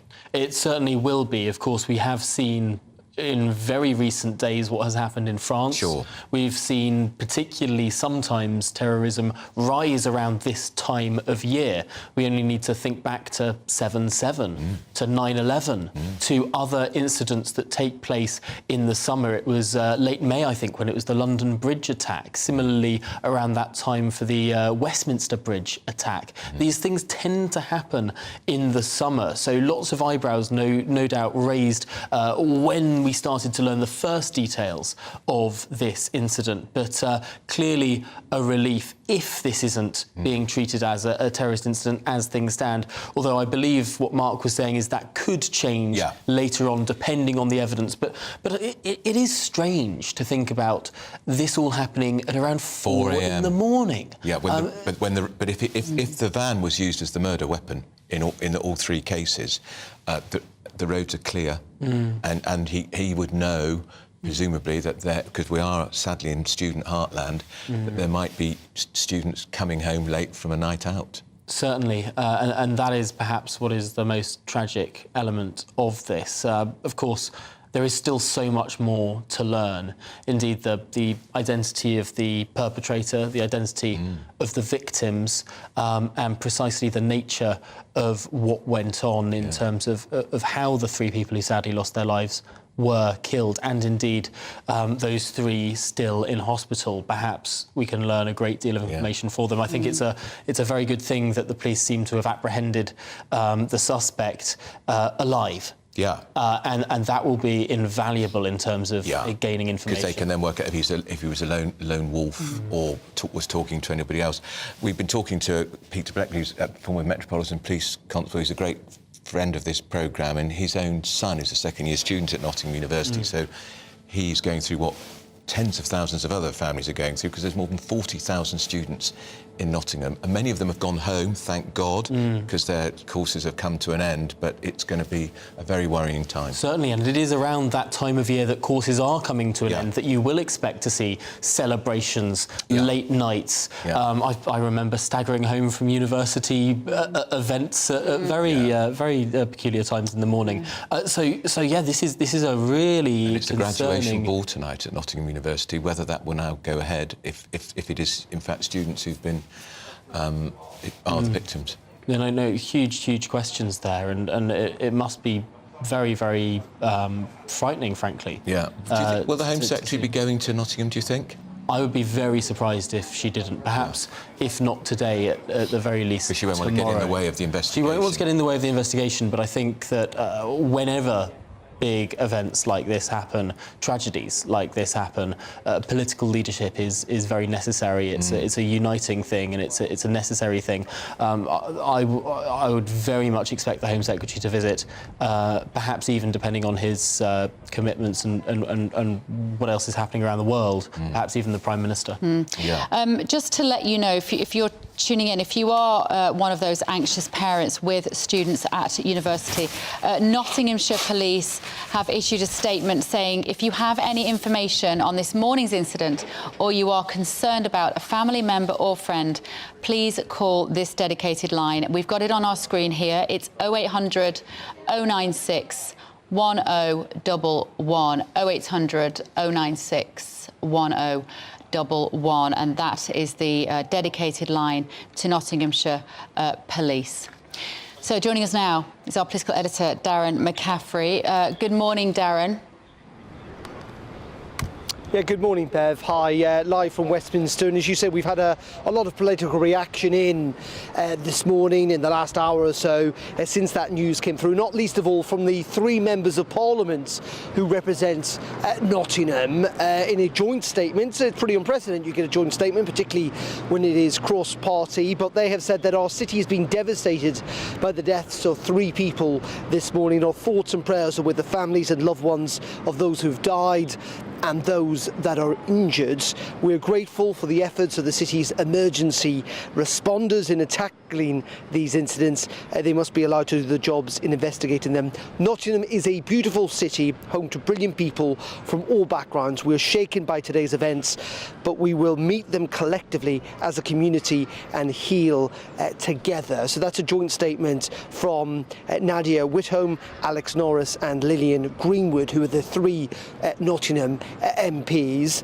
Clearly, we know the Prime Minister and the Home Secretary have been kept informed of what has gone on there in Nottingham. There's been an awful lot of speculation about what the motive may well have been. I'm sure they will have access to greater intelligence than you and I have as the police carry out their investigations. But the Home Secretary saying that she was shocked and saddened by what had gone on, and that she had spoken to the Nottingham's Chief Constable and is receiving regular updates. We've also had a statement actually from Keir Starmer, the leader of the opposition, in the last couple of minutes as well, in which he says that his thoughts are with the family and friends who've lost their lives and those injured, saying that it is awful news this morning, and he wants to thank the police and the emergency services as well. And if you've been reflecting, the Prime Minister clearly also thanking the police and keeping up to date with developments. It is always a reminder, I think, as you and Tom have been talking. Tom Howard, who's our deputy political editor. It's rather nice to see three MPs in the city joining forces to put a statement out, 2 Labour and 1 Conservative. Absolutely, and I think that this is, we are seeing just a great deal of unanimity across the political spectrum this morning. The words of Keir Starmer, as Darren was reading out, very much echoing the earlier words of the Prime Minister, and indeed the Home Secretary, the local MPs. Robert Jenrick, who is a Nottinghamshire MP who attends Cabinet as well, has put out a statement himself saying, echoing much the same sentiment. I think ultimately, at times like these, you do see politicians coming together, and you do see that sort of sense of unity across the House of Commons, really. This is a city that's waking up in shock. It's a charming, lovely student city, and they're waking up to the fact 3 people have been senselessly slain before 5 a.m. in the morning. And it is just... and 3 people in hospital. It's almost otherworldly to look at the pictures of the sun sort of glistening across these residential streets in the morning. It could be anywhere in the country, really. It could be any of our streets, and just to think that something like that has happened in a place that looks so tranquil and frankly idyllic, I mean, is chilling. It is. I mean, look, our psychiatric services are not fit for purpose anymore. I was talking to a doctor this week that says if you're in a state of psychosis, she said, I can no longer get anybody a psychiatric help. I'm not making excuses for deranged behaviour, but what I'm saying is, you know, there are a lot of people at the moment who are feeling desperate and can't cope with life and are enacting it out in violence. We don't know the details of who this monster is who has done this. A 31-year-old man has been arrested, as we know. We know for a fact, if you're just joining us, there may be people who are just tuning in now, just after 11 o'clock, 11:12 this morning. A 31-year-old man was arrested on suspicion of murder in Nottingham following the deaths of 3 people. In a statement, the police have said they were called to Ilkeston Road just after 4 a.m, where 2 people were found dead in the street. Those are the pictures we're looking at right now, that location. Another man was later found dead in Magdala Road. Officers were called to another incident on Milton Street, where a van had attempted to run over 3 people. All those 3 are currently in hospital. Chief Constable Kate Maynell has said that Nottinghamshire police believe the 3 tragic and horrific incidents are linked. Tom, she moved very quickly, the Chief Constable, because often the police are criticised for not communicating enough and quick enough. But that was a very elegant statement, and it came out very quickly. It did come out quickly. However, I think that we do need to recognise that this incident did happen in the very early hours of the morning. And so whilst, yes, in terms of the time of the ordinary workday, that statement came out quickly, there were several hours of limbo this morning when people knew something was up in Nottingham, but we didn't know precisely what had happened. But just as everyone sort of has got into work, we have now had this sort of greater tranche of information, which has been very useful to know, because of course you don't want speculation to be running away in incidents like this. But if people are just tuning in or listening on the radio, our own security, Home Security Editor Mark White, he says his sources tell him that this is not being regarded as a terror-related incident at this stage, and that is an important caveat, Tom. We were saying, Tom, as well, what is interesting, of course, what makes this quite unusual is there's so little footage. When we're used to seeing violent acts on the street, normally there's 100 people with mobile phones. This was in the dead of night, the crack of dawn, really, 4 a.m. And that's why we've got very little footage. The only footage you are seeing was, and we're extremely grateful to our viewer, Kane, who sent this to us. He's a student at Nottingham University. These are exclusive pictures to GB News. I think we were arguably the first news channel this morning that had live accounts of what was happening on the scene. Woken up at 5:30 by what he thought was the sound of gunshots. Now, it could be that the police did use guns to stop the progress of the van, but equally it could have been they used their batons, because we can see the front window of the van has been smashed in more than one place, and of course the front of the van is also pretty much wrecked, which will be as a result of the collision with at least 3 people we know about. But there will be now bigger speculation that he used the van as the murder weapon. And 31-year-old man in custody.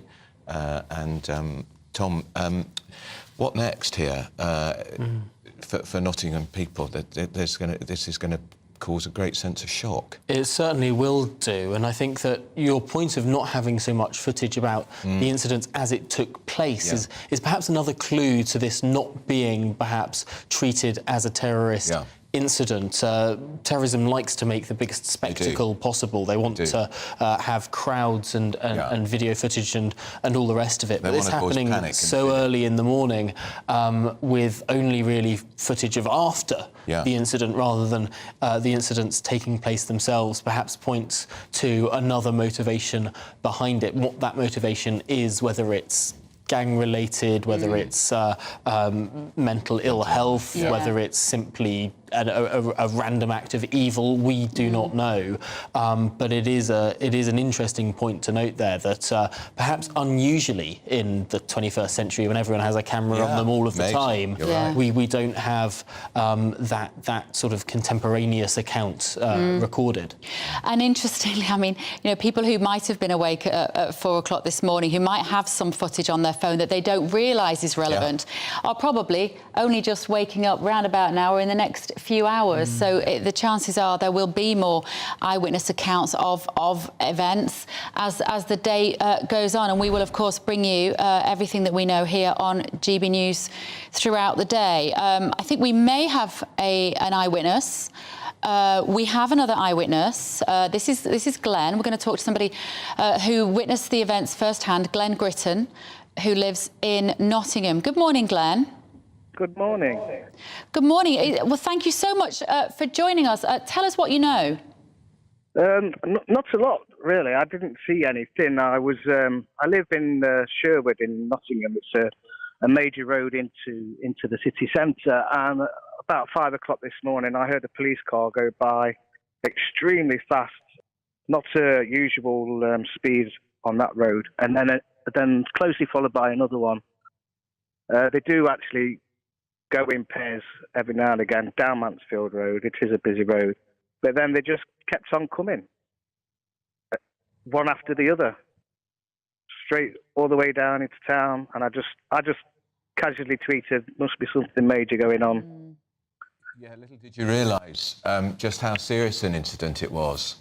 Absolutely not. No, not at the time. It was just unusual, the amount of police cars actually going down that road at that time of the morning, and it just continuous from the first one till I left. Well, I didn't leave my house, but I got out of bed at 6:15 and they were still going.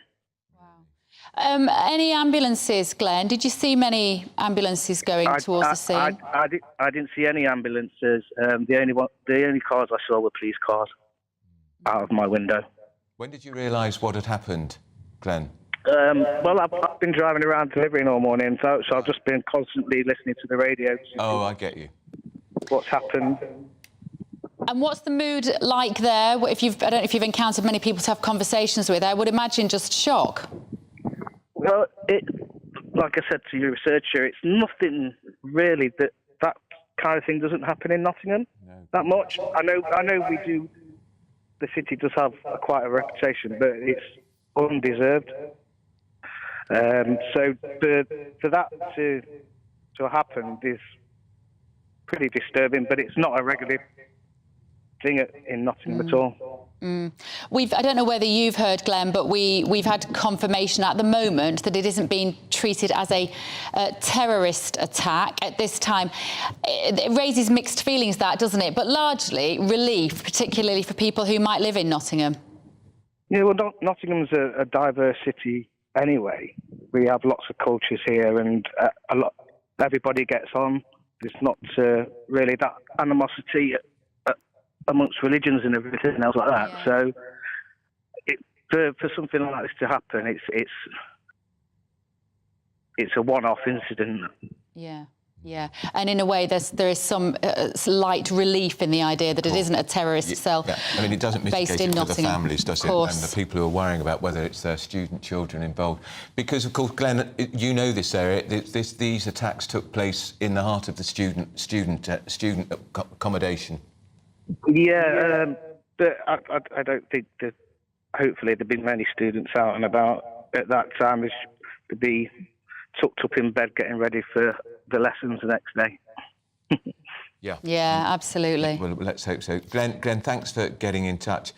Earlier, we talked to our eyewitness, Kane Brady, who witnessed the incident this morning and supplied our exclusive footage. Here's a snippet of our chat with him.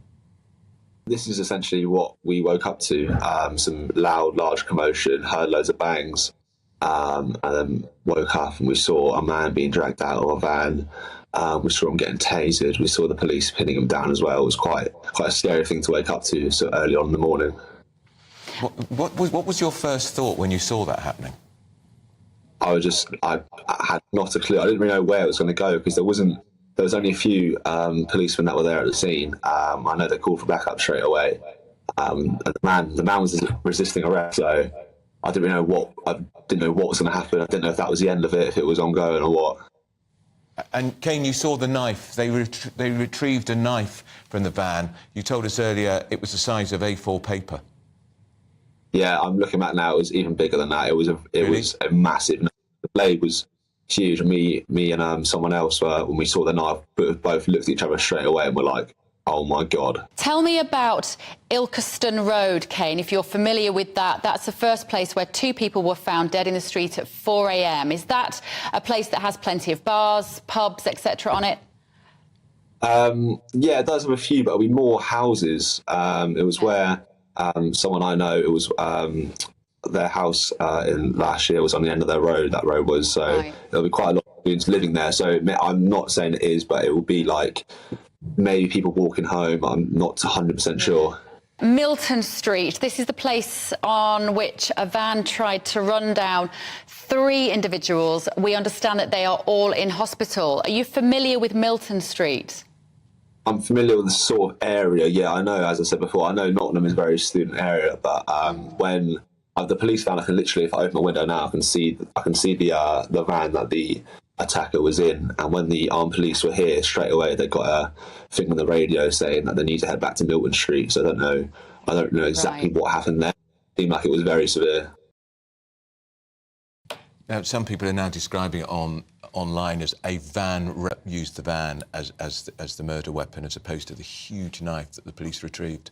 Well, it is evocative, isn't it, of some of these incidents that we've seen earlier or in the previous decade, around 2015, 16, 17. There were lots of attacks with vans and with cars in Germany and in France, and this became a bit of a terror weapon. Of course, this is not being treated as a terrorist incident in Nottingham, but it does sort of have that evocative feeling of some of those incidents that we will all remember of the German Christmas market or some of those incidents in France as well. I suppose a 2-ton just lump of metal moving at speed is dangerous in anyone's hands. I think the reason these incidents chill us so much is because we are all allowed to drive around cars, and they all have the potential to enact violence and harm and death on individuals.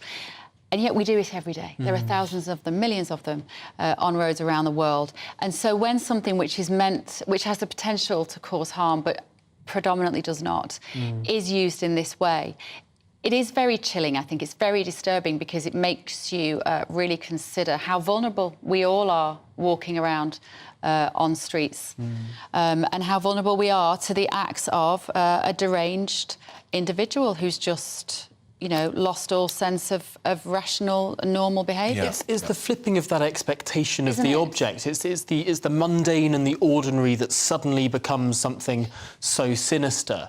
I suppose it's why it's somehow more chilling sometimes to read about cases like these where someone's used a household implement as a murder weapon, rather than perhaps something that was designed for that purpose. Absolutely. I think we're going to... What are we going to do now? We are... Hops, I think, are we? No, we're going to... There's a map coming up. We're going to... So, if you're listening on the radio, we can describe it to you, but here's the map if you're watching.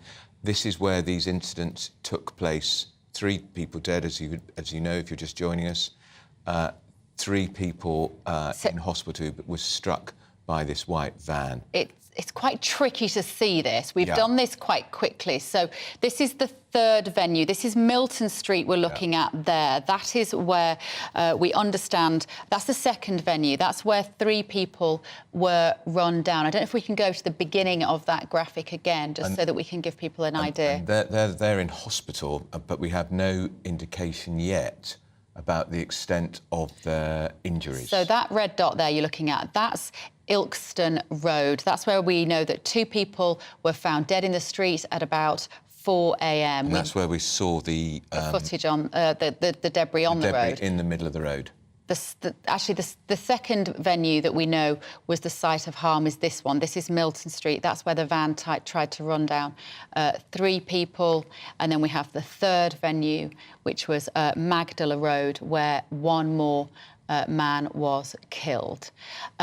It's quite hard at the moment to work out the distances. What I would be interested to know is how far those locations are from one another. How soon could the van driver get from Ilkeston Road to Milton Street and then on to Magdala Road? Is this something that could have happened over a short space of 5 or 10 minutes, in which case the police would have been in hot pursuit, as was confirmed by our witness Glenn? Or are they quite separate, those locations, around the Nottingham area? Regardless, the police were under serious pressure to stop this guy, and the footage we're looking at here is where they successfully did, and all credit to the police. Yeah, and we forget how brave a job they do, day in, day out, putting their lives at risk. Now, in the last few minutes, Sir Keir Starmer, the Labour leader, has had this to say about the emergency incident in Nottingham. Oh, we don't have it. Tom. There we go. We've got a tweet. This is from Keir Starmer. He says, "Awful news from Nottingham this morning. My thoughts are with the family and friends of those who've lost their lives, those injured, and the people of Nottingham. Thank you to the police and the emergency services as they respond to this terrible incident." I can remember, Tom, going back to the 2017 general election, which Theresa May nearly lost, having started the election far ahead. There were a number of, if you remember, there were a couple of terror attacks, and often in those occasions, the Prime Minister of the day, the incumbent, benefits because they control all the security leads. But on this occasion, it was very damaging because of the cuts in the police numbers. I think if there had been one terrorist attack, excuse me, during that election period, perhaps Theresa May would have had that rally around the flag effect. What a terrible thing to have struck this country. Let's all come together. This stuff happens once in a blue moon, but when it does, we all sort of unite. The fact that there were 2... gave a sort of sense that the government had lost control, had lost its grip. And it came during that during that general election at a point when the qualities of Theresa May's leadership were being questioned.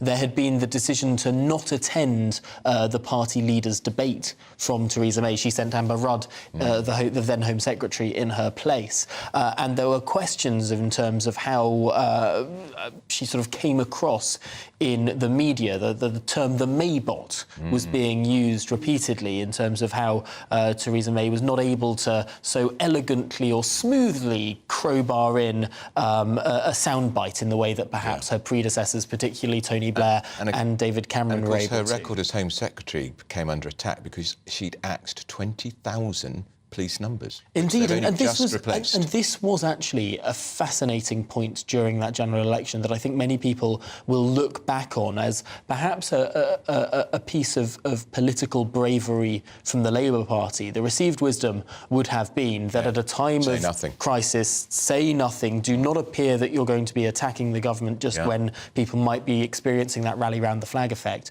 But instead what the Labour Party did was attack the government fairly soon after these terrorist attacks, against all of the norms of politics, against all of what sort of polite society would perhaps expect.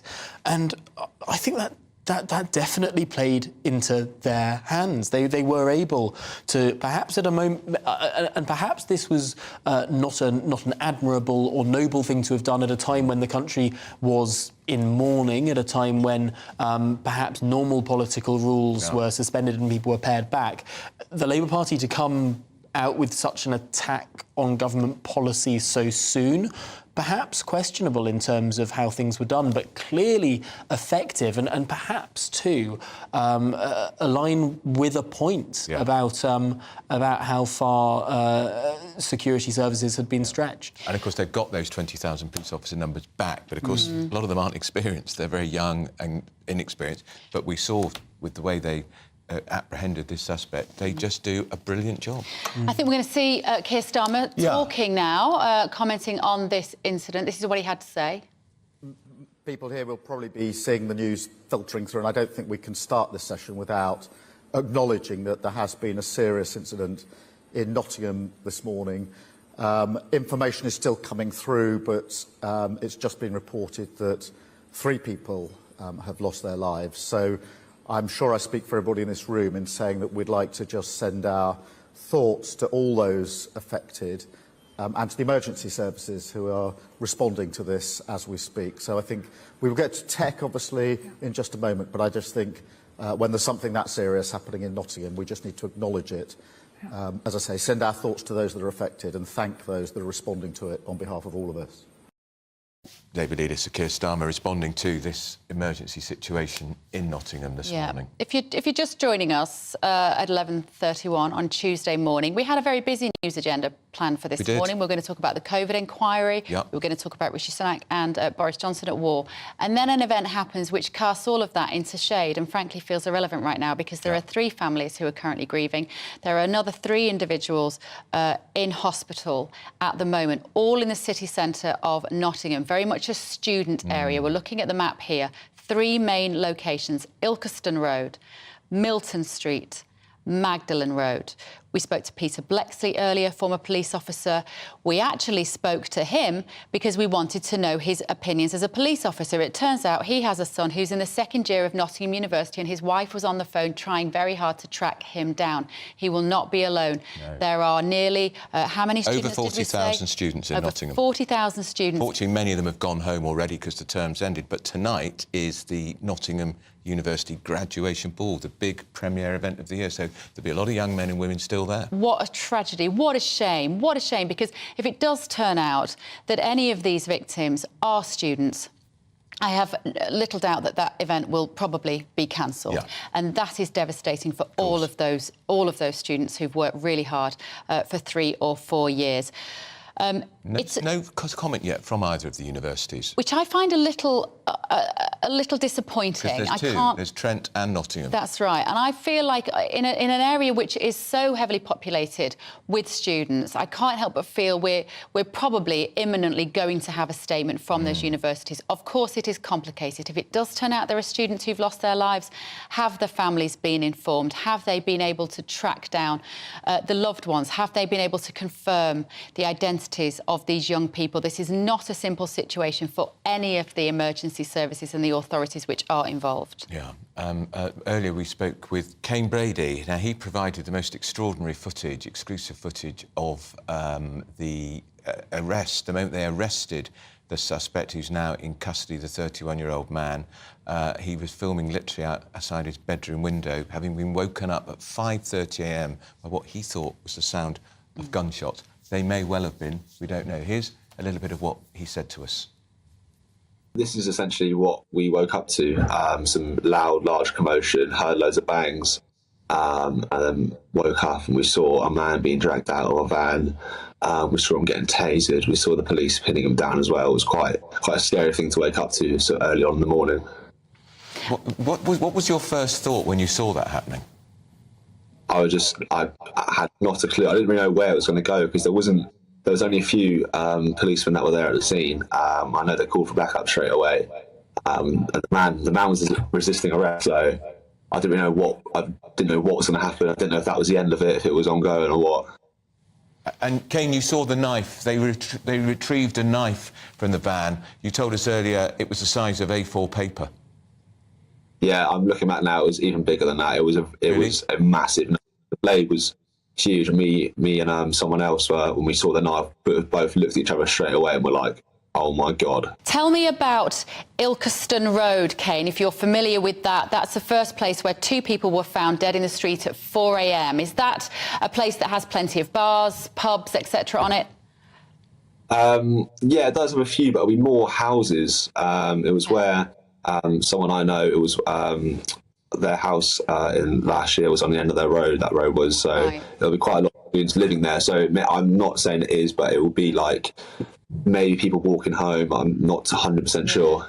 Milton Street. This is the place on which a van tried to run down 3 individuals. We understand that they are all in hospital. Are you familiar with Milton Street? I'm familiar with the sort of area. Yeah, I know, as I said before, I know Nottingham is a very student area, but when the police van, I can literally, if I open my window now, I can see the van that the attacker was in. And when the armed police were here, straight away they got a thing on the radio saying that they need to head back to Milton Street. So I don't know exactly what happened there. It seemed like it was very severe. So that was Kane Brady. That was the eyewitness that spoke exclusively to us just a little while ago. I know we've got another eyewitness now, so we can now speak to Charlie Burley. Charlie, morning. Have we got Charlie? I'm here. We're talking to me? Charlie. Yes, morning. Charlie, tell us what you saw. Good morning. Morning. Yeah, well, I mean, I live about 5 minutes down the road from Magdala Road, which is, of course, where we now know one of the bodies was found. I live in Sherwood, which is a very small, tight-knit community, very quiet. About 5:20 this morning, I was awakened by the sound of just an absolute cacophony of sirens. And it lasted for what I would say must be about half an hour. It was just siren after siren, vehicle after vehicle heading down Mansfield Road, which is the main road that connects where I live in Sherwood down to Magdala Road. It's about a 5-minute walk from here. And at that point, I had no idea what was going on, of course, but in that sort of situation, you assume people are heading into the city centre. But the emergency response, of course, was only just down the road from here. And it's such a quiet and peaceful area. It's come as a huge shock to everyone that lives here, all the residents, of course, that live nearby. And yeah, I mean, everyone is shocked and devastated by the news, of course. So what did you spring out of bed and look out the window? What did you do, Charlie? Yeah, exactly that. So the first couple of sirens I heard, I thought, okay, that's normal. You kind of expect that. Maybe not on a Monday night. Nottingham is a vibrant student city, but it's more at the weekend you tend to get the emergency vehicles going into town. But it became apparent after that it wasn't just a couple of vehicles. This was dozens of vehicles. And I could see the blue lights flashing through my curtains. I could see the gap between the flashing lights. course, that woke me up. I sat in bed for about 10 minutes just hearing the sirens going off and going off and going off. And I actually messaged my girlfriend at 6 a.m. saying something major must be happening around here, because I have never heard an emergency response like this. It was like something else, I've just never heard sirens like it in my life. Charlie, we're all worrying that maybe this was targeted at students because student land is nearby, and sometimes students are, as you say, it's a vibrant student city, busier at the weekends. Are there many student bars in that area? No, this is the interesting thing about Mapley Park and Magdala Road is it's not. It's a quiet residential area, and it's actually out of the city centre. You would have to perhaps make a 10-minute journey out of the city centre via a vehicle to actually get there. So it's not in the city centre itself, which is why, of course, for the residents living around here, it's come as such a shock. But Nottingham, of course, is a massive student city, as you mentioned, and a lot of the routes heading out of the city centre are back to areas that are populated by students. You've got Forest Fields just down the road from here, probably about a 10-minute walk, which is a huge student area. So it is, it's not unusual to see students walking home at 5 a.m. or perhaps getting an e-scooter back. It's very, very common in Nottingham because, as you say, it is a student city, and a lot of these students do go out in the week as well. Charlie, are you a student at the university? No, I'm not. No, I'm a good 10 years beyond that stage in my life. OK, well, you don't look it. We're just looking at some of the events that were on last night, actually. One of our earlier contributors, Kane, he's a student in the area. He said there were a lot of student events going on in the city yesterday because of the particular kind of time of year. Exams are finished, people are celebrating, there's lots of end-of-term occasions. Apparently, there's a big Monday night in the area. Have you heard of the Prism nightclub in Nottingham? Yes. Yeah. Okay. Yeah, very familiar with it, yeah. So that was apparently an evening called Lemonade last night at Prism. Tell us about those sorts of events on a Monday night. What would that be like? And who would be walking out onto the streets at what sort of time? Well, it would, as you say, it would largely be students. I think the main university club nights tend to run between sort of Monday and Thursday at various different locations within the city centre. I imagine that sort of event could be closing at 4 or 5 in the morning, which of course is around the time when we know that these events took place.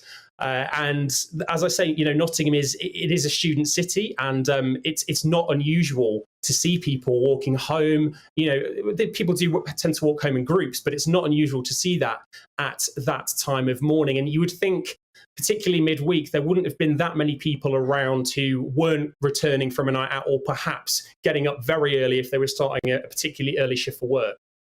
Bill, Charlie, this is your home. There's been a savage, brutal slaying of 3 people injured in hospital. Are you in a sense of shock? Completely, yeah. My heart has been racing all morning, and Nottingham is such a supportive and community-driven place, and you're only, a couple of people away from someone everyone kind of knows each other in the city. And of course, your first thing is, well, my God, I hope it's no one that I know that's been affected by it. You check in with your friends and your family, but then, of course, your thoughts are with those people that have been affected. And it's completely devastating for the whole city. It's rocked the city. It's not something we've ever experienced before. And I'm sure there will be, several days mourning to come. And unity is what we need right now. I think the people of Nottingham need to be supportive and be united in this. Charlie, you seem like you know the area so well, and forgive me if I'm asking a question that you don't really know the detail of, but Andrew and I were speculating about the distances between Ilkeston Road, which was the site of the first event at 4 a.m.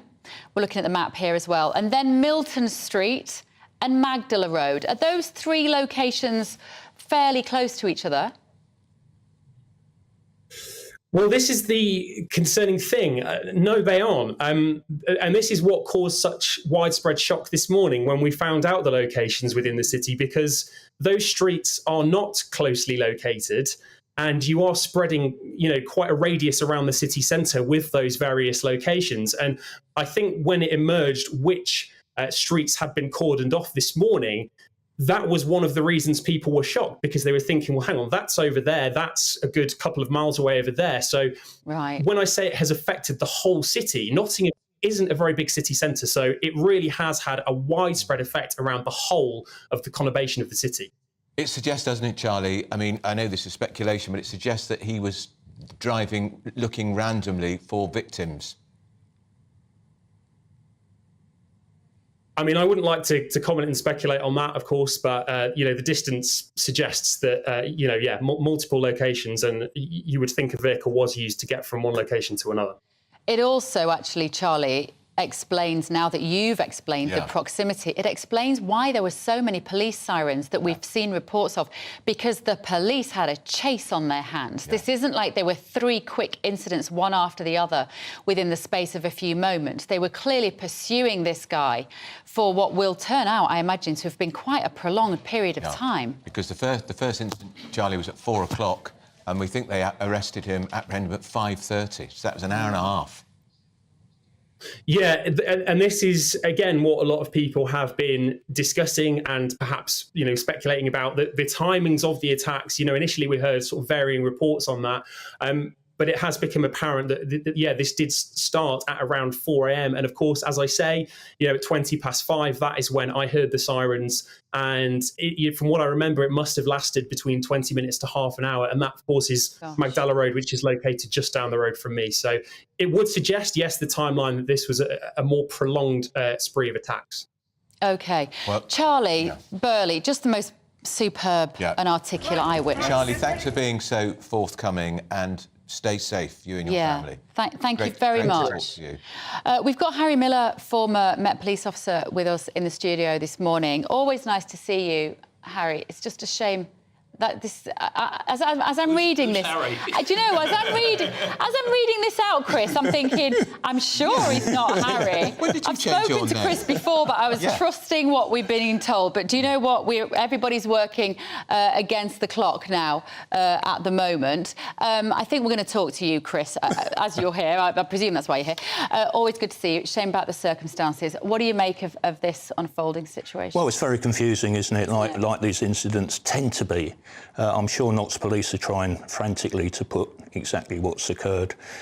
3 things occur to me, and there's so much speculation, isn't there, as you always get. Obviously, there's a possible terrorist incident, but I just think you've been saying strange time. It could be maybe gang-related, or it could be someone with a mental health which we saw issue. In France only last week. Exactly. And whether that even maybe has triggered something.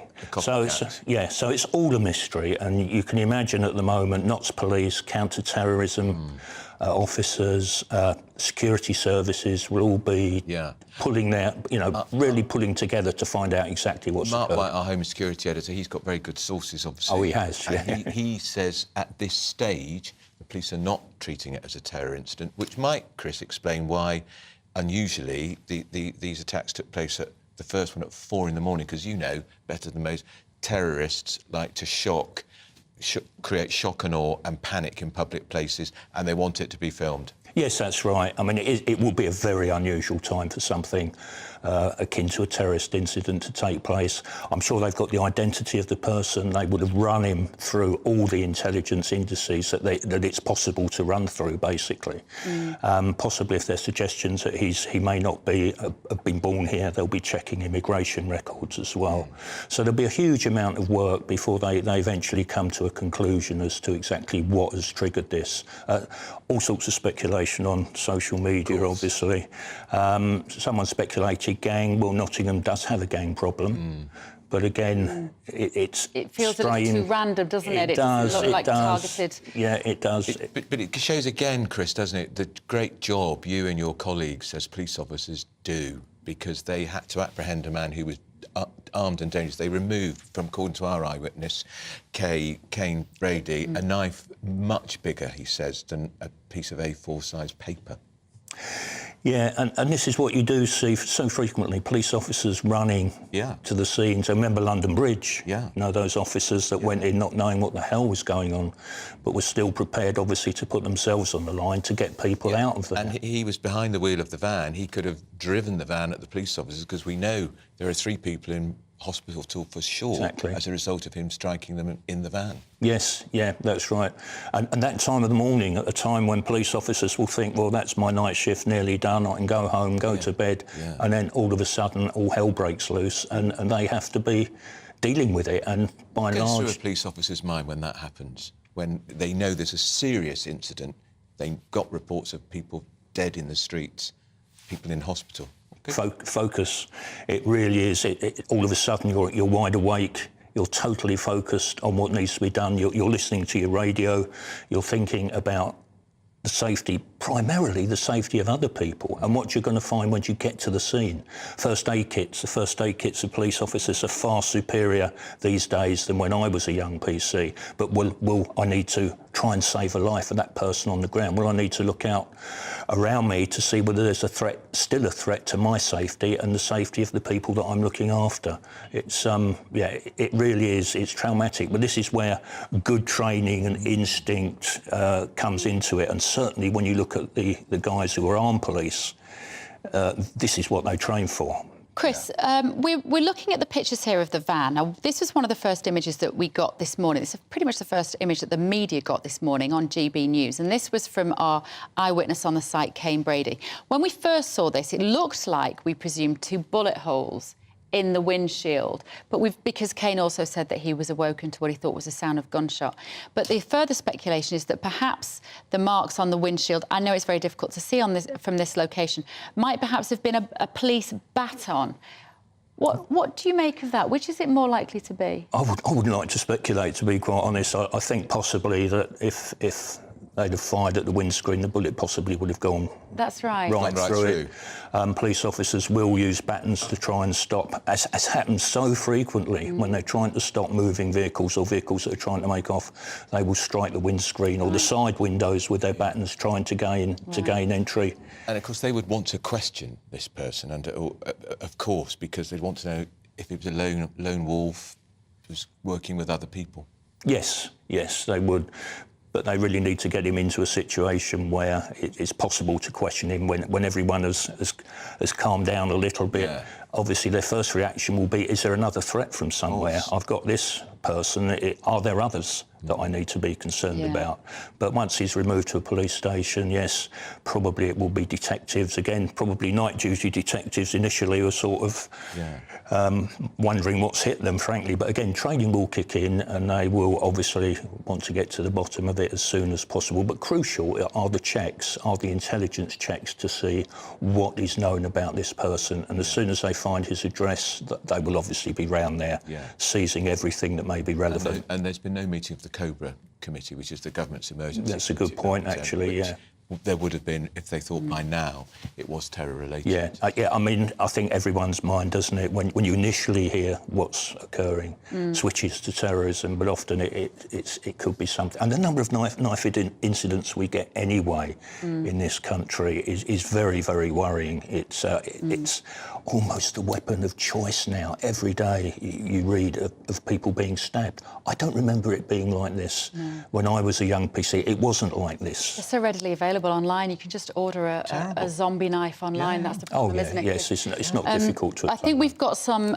new and emerging footage. Don't go anywhere, Chris Hobbs, at the moment, but we're going to go back to Will Hollis, who is on the scene. Good morning, Will. What more do we know?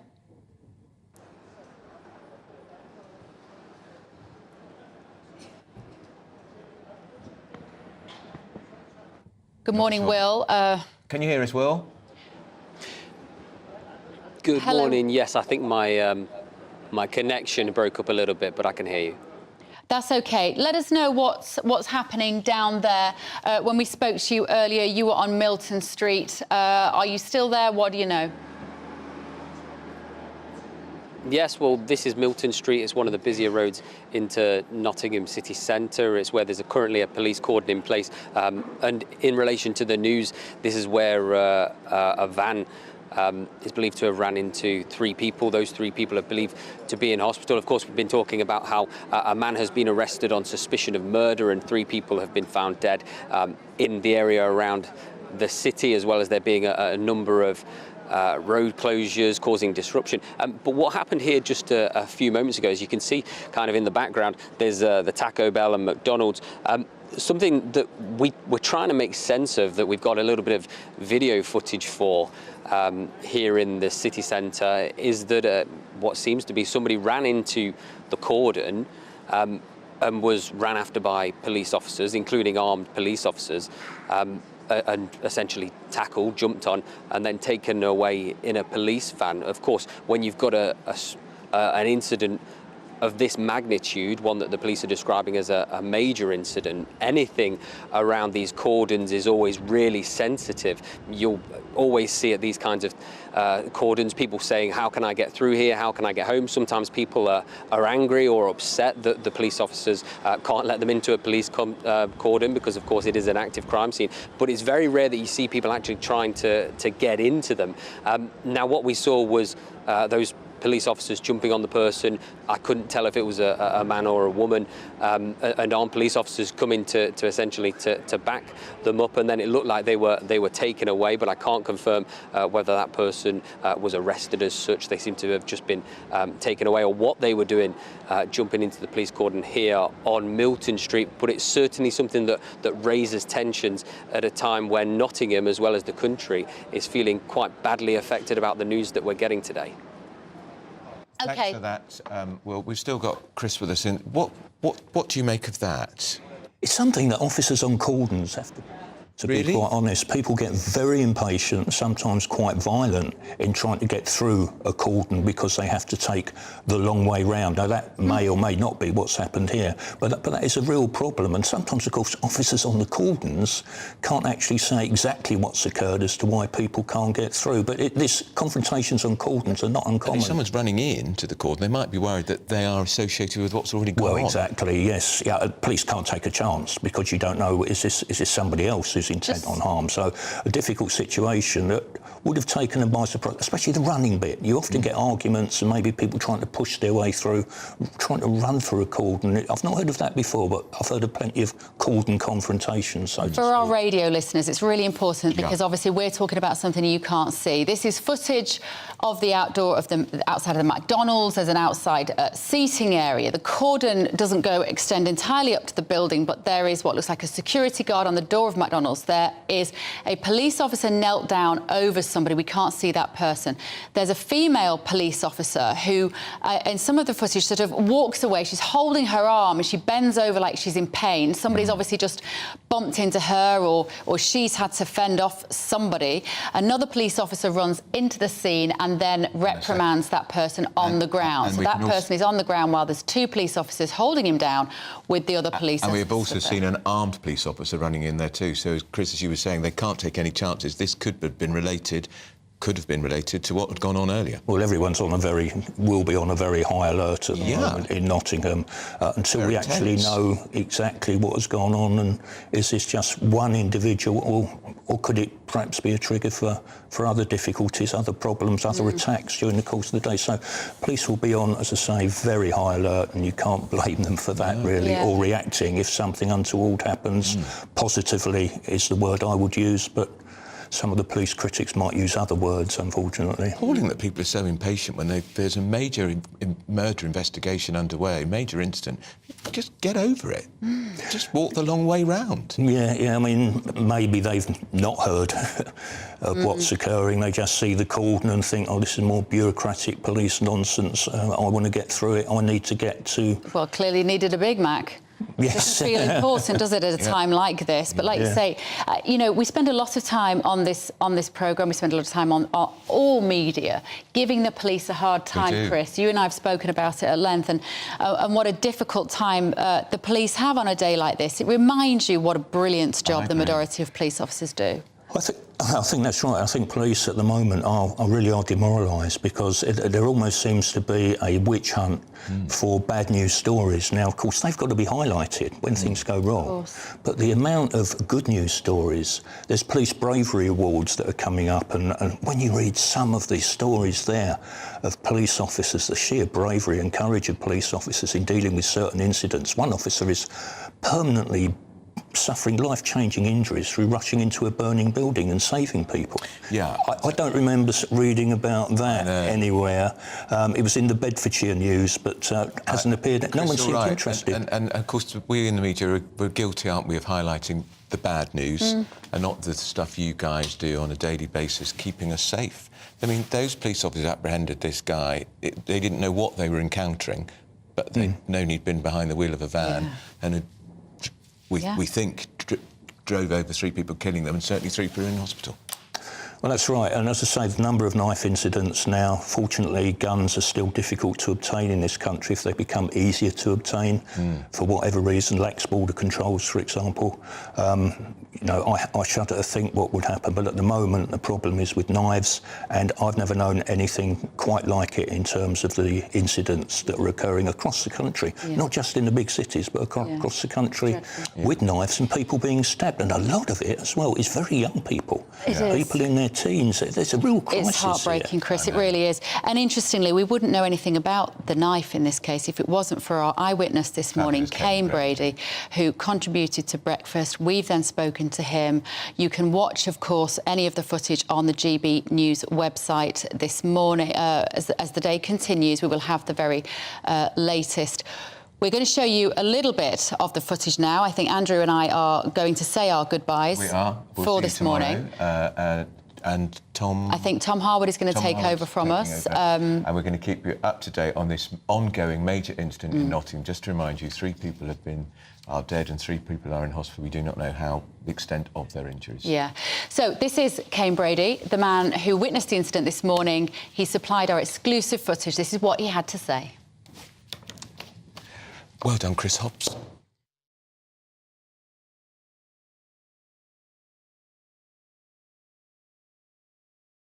This is essentially what we woke up to, some loud, large commotion, heard loads of bangs, and then woke up and we saw a man being dragged out of a van. We saw him getting tasered. We saw the police pinning him down as well. It was quite a scary thing to wake up to so early on in the morning. What was your first thought when you saw that happening? I had not a clue. I didn't really know where it was going to go because there was only a few policemen that were there at the scene. I know they called for backup straight away. And the man was resisting arrest, so I didn't know what was going to happen. I didn't know if that was the end of it, if it was ongoing or what. And Kane, you saw the knife. They retrieved a knife from the van. You told us earlier it was the size of A4 paper. Yeah, I'm looking back now. It was even bigger than that. It was a massive. The blade was huge. And me and someone else, when we saw the knife, both looked at each other straight away and were like, "Oh my God!" Tell me about Ilka